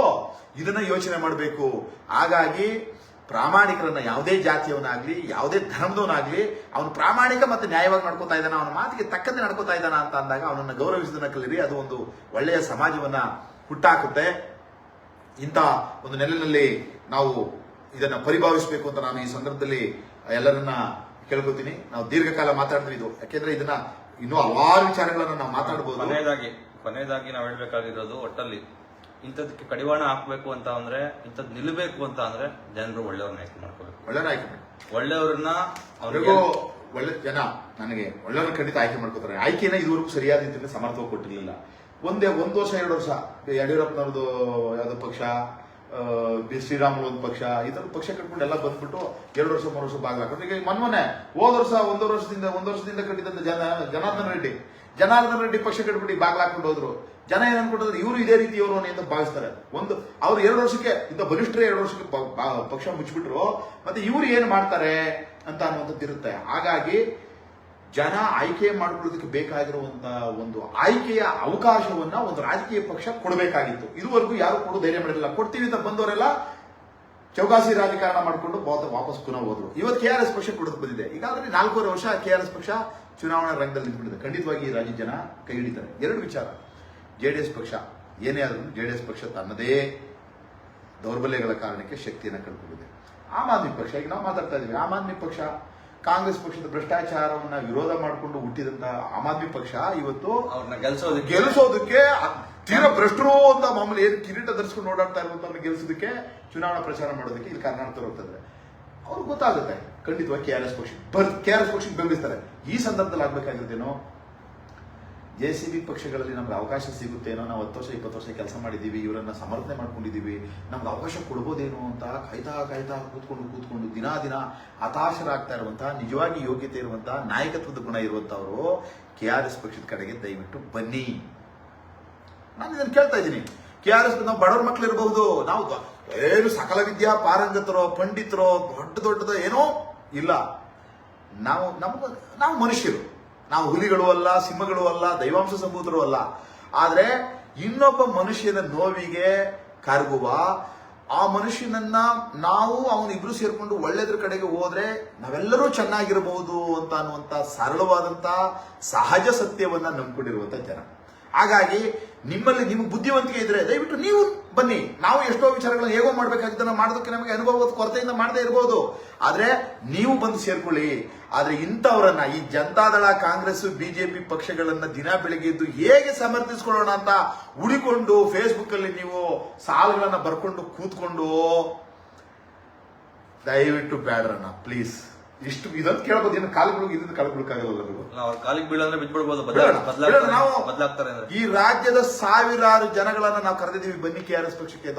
ರವಿಕೃಷ್ಣ ರೆಡ್ಡಿ ಏನು ದೊಡ್ಡ ಮನುಷ್ಯ ಅಲ್ಲ, ಅವನೇನು ಪ್ರಧಾನಮಂತ್ರಿ ಅಲ್ಲ, ಮುಖ್ಯಮಂತ್ರಿ ಮಗ ಅಲ್ವಲ್ಲ. ಹಾಗಾಗಿ ನಾವು ಹತ್ರ ಹೋದ್ರೆ ಅದು ನಮ್ಮ ಯೋಗ್ಯತೆಗೆ ಕುಂದು ಬರುತ್ತೆ ಅನ್ನುವಂತ ಕಾರಣಕ್ಕೆ ಯೋಚನೆ ಮಾಡಿರ್ಬೋದು. ಇದು ಕೂಡ ರಾಜಕೀಯ ಪುರೋಹಿತಶಾಹಿ. ಹಣವಂತರನ್ನ ನಾವು ಬೆಂಬಲಿಸ್ತೀವಿ ಅಂತ ಅನ್ನುವಂಥದ್ದು ತತ್ವ ಬಿಟ್ಬಿಟ್ಟು ಹಣವಂತರನ್ನ ಬೆಂಬಲಿಸ್ತೀವಿ ಅಂತ ಅನ್ನುವಂಥದ್ದು ರಾಜತ್ವವನ್ನ ಹೊಗಳೋದು ಪುರೋಹಿತಶಾಹಿ ಮನಸ್ಥಿತಿನ. ಇದು ಒಂದು ರೀತಿಯಲ್ಲಿ ರಾಜಕೀಯ ಪುರೋಹಿತಶಾಹಿ ಮನಸ್ಥಿತಿ. ಯಾಕಂದ್ರೆ ಒಬ್ಬ ಸಾಮಾನ್ಯ ಮನುಷ್ಯದಲ್ಲಿ ನಿಂತ್ಕೊಂಡ್ರೆ ನನಗೆ ಅವಮಾನ, ಆದ್ರೆ ಅವ್ನು ಭ್ರಷ್ಟ ಆಗಿರ್ಲಿ, ಅವನು ಕೋಟ್ಯಾಧಿಪತಿ ಅಂತ ಅಂದ್ರೆ ಹೆಲಿಕಾಪ್ಟರ್ ಬಂದಿರೋದು ಅಂದ್ರೆ ಅವ್ನು ಬೇಕಾ, ಅವನ ಪರವಾಗಿ ನಮ್ಮ ಅಕ್ಷರ, ನಮ್ಮ ನಾಲಿಗೆ, ನಮ್ಮ ಹಾಡು, ನಮ್ಮ ಅಂಗಗಳೆಲ್ಲವೂ ಅದ್ರ ತರ ನಲಿಲಿಕ್ಕೆ ಶುರು ಆಗುವಂಥದ್ದು ಪುರೋಹಿತಶಾಹಿ. ಇದನ್ನೇ ಕುವೆಂಪು ಅವರು ನಿಮ್ಮ ತಲೆಗೆ ಮೊದಲು ಗುಂಡು ಹೊಡ್ಕೊಳ್ರೆ ಫಸ್ಟ್ ಬೇರೆಯವರಿಗೆ ಗುಂಡು ಹೊಡಿಯೋದಕ್ಕಿಂತ ಮುಂಚಿತವಾಗಿ ಅಂತ ಹೇಳಿದ್ದು. ಕುವೆಂಪು ವಿಚಾರವನ್ನ ಮಾತಾಡ್ತಾ ಇರುವಂತ ಎಲ್ಲಾ ಪುಣ್ಯಾತ್ಮರಿಗೆ ಹೇಳ್ತೀವಿ, ಕುವೆಂಪು ಅವರನ್ನ ನಾವು ಓದಿದೀವಿ. ನಾವು ಓದ್ದವರು ಬರೀ ಮಾತಾಡ್ತಾ ಕಾಲ ಕಳೀತಾ ಇಲ್ಲ, ಕೆಲಸ ಮಾಡ್ತಾ ಇದ್ದೀವಿ. ದಯವಿಟ್ಟು ಇದನ್ನ ಅರ್ಥ ಮಾಡ್ಕೊಳ್ಳಿ. ಇದನ್ನ ನಾವು ಇಂಥ ಸಂದರ್ಭ ಬಂದಾಗ ನಿಮ್ಮ ಶಕ್ತಿಯನ್ನ, ಸಾಮರ್ಥ್ಯವನ್ನ ಎಲ್ಲೋ ಹಾಳು ಮಾಡ್ಕೋತಾ ಇದ್ದೀರಲ್ಲ, ದಯವಿಟ್ಟು ಇಂಥ ಕಡೆಗೆ ಬಂದು ನಿಮ್ಮ ಶಕ್ತಿ ಸಾಮರ್ಥ್ಯವನ್ನ ವಿನಿಯೋಗ ಮಾಡಿ ಅಂತ ಹೇಳುವಂತ ಸಂದರ್ಭದಲ್ಲಿ ನಾವು ಕಂಡೀಷನ್ ಆಗಿ ಗಡುಸಾಗಿ ನಾವು ಇದನ್ನ ಹೇಳಲೇಬೇಕಾಗುತ್ತೆ. ಇದು ಮನುಷ್ಯನ ಸಹಜ ಗುಣ, ಅದನ್ನ ನಾವು ಮಾಡ್ತಾ ಇದೀವಿ. ದಯವಿಟ್ಟು ಅವರೆಲ್ಲರನ್ನು ನಾವು ಕರೆಯೋಣ. ಮುಂದಿನ ದಿನಗಳಲ್ಲಿ ಹೋಗಿ ನನಗನ್ಸೋದು ಪಟ್ಟಿನೇ ಮಾಡೋಣ, ಕಾಲಿಗೆ ಬೀಳೋಣ. ನಾನು ಅನ್ಸಿದೆ ಇಡೀ ರಾಜ್ಯದಾದ್ಯಂತ ಮಾಡಿ, ನಿಮ್ಗೆ ಯೋಗ್ಯತೆ ಇದೆ ನಾಯಕ ಆಗೋದಕ್ಕೆ, ಜಿಲ್ಲಾ ಪಂಚಾಯತ್ ಮೆಂಬರ್ ಆಗೋದಕ್ಕೆ, MLA ಆಗೋದಕ್ಕೆ ಬನ್ನಿ ಅಂತ ಒಂದು ಕಾಲಿಗೆ ಬಿದ್ದು ಒಂದು ಕಾರ್ಯಕ್ರಮನೇ ಮಾಡೋಣ. ಇದೆಲ್ಲ ಮಾಡ್ತೀವಿ. ಇಷ್ಟು ರೀತಿಯಲ್ಲಿ ಈ ಪ್ರಜ್ವಲ್ ಪ್ರಕರಣವನ್ನ ನೋಡಿ, ಪ್ರಜ್ವಲ್ ಅನ್ನುವಂಥದ್ದನ್ನ ಒಂದು ಪ್ರಕರಣ ಅಂತ ಅಷ್ಟೇ ಭಾವಿಸಿ, ಯಾವುದೇ ವೈಯಕ್ತಿಕವಾದಂಥ ದ್ವೇಷ ಮತ್ತೆ ವಿಕೃತಿಯ ಆಧಾರದ ಮೇಲೆ ಮಾತುಗಳನ್ನು ಆಡೋದನ್ನ ನಿಲ್ಲಿಸಿ, ಅದು ಎದುರಾಳಿಗಳನ್ನ ನೋಯಿಸೋದಕ್ಕಿಂತ ಮತ್ತೆ ಆ ಎದುರಾಳಿಯ ಪರವಾಗಿರುವಂತ ಅವ್ರಿಗೆ ಏನೋ ಒಂದು ಟಾಂಗ್ ಕೊಡೋದಕ್ಕಿಂತ ಹೆಚ್ಚು ನಿಮ್ಮ ಒಳತನ ಏನಿದೆ, ನಿಮ್ಮ ವ್ಯಕ್ತಿತ್ವವನ್ನ ಹಾಳು ಮಾಡುತ್ತೆ. ಅದಕ್ಕೆ ಆಸ್ಪದ ಕೊಟ್ಕೋಬೇಡಿ. ಇರಬಾರ್ದು, ಮತ್ತೆ ಅಂಧಭಕ್ತಿನೂ ನಿಲ್ಲಿಸಬೇಕು. ದ್ವೇಷ, ಅಂಧಭಕ್ತಿ ಇದೆಲ್ಲವನ್ನ ಬಿಟ್ಟು ಪ್ರತಿ ಪ್ರಕರಣವನ್ನ ತಕ್ಕಡಿ ಹಿಡ್ಕೊಂಡು ನೋಡುವಂತ ಒಂದು ಸಹಜ ಮಾನಸಿಕ ಸ್ಥಿತಿಯನ್ನ ಕಾಪಾಡಿಕೊಳ್ಳಿ. ಈ ಪ್ರಪಂಚ ಒಳ್ಳೆ ರೀತಿಯಲ್ಲಿ ಬದಲಾಗುತ್ತೆ. ಇಷ್ಟು ಹೇಳ್ತಾ ಮುಂದೆ ಈ ವಿಚಾರಗಳನ್ನು ಕೂಡ ನಾವು ಮಾಡ್ತೀವಿ. ಮತ್ತೆ ಇದೇ ಸಂದರ್ಭದಲ್ಲಿ KRS ಪಕ್ಷದ ಅಭ್ಯರ್ಥಿಗಳಿಗೆ 7ನೇ ತಾರೀಕು ನಡೆಯುವಂತ ಚುನಾವಣೆಯಲ್ಲಿ ನಡೆಯುವಂತಹ ಅಭ್ಯರ್ಥಿಗಳಿಗೆ ಬ್ಯಾಟರಿ ಗುರುತಿಗೆ ಮತ ಹಾಕಿ ಅವರನ್ನ ಬೆಂಬಲಿಸಿ ಖಂಡಿತವಾಗಿ KRS ಪಕ್ಷ ಈಗಾಗಲೇ ಒಂದು ಬಲವನ್ನ ನಿಮ್ಮ ಸಹಕಾರದಿಂದ ಪಡ್ಕೊಂಡಿದೆ. ನಾವು ನೀವೆಲ್ಲ ಸೇರಿ ಕರ್ನಾಟಕವನ್ನ ಕಟ್ಟೋಣ ಅಂತ ಹೇಳ್ತಾ ನಿಮ್ಮೆಲ್ಲರಿಗೂ ವಂದಿಸಿ ನಮ್ಮ ಮಾತನ್ನು ಮುಗಿಸ್ತೇನೆ. ನಮಸ್ಕಾರ. ಜೈ ಕನ್ನಡ ಭುವನೇಶ್ವರಿ. ನಮಸ್ಕಾರ.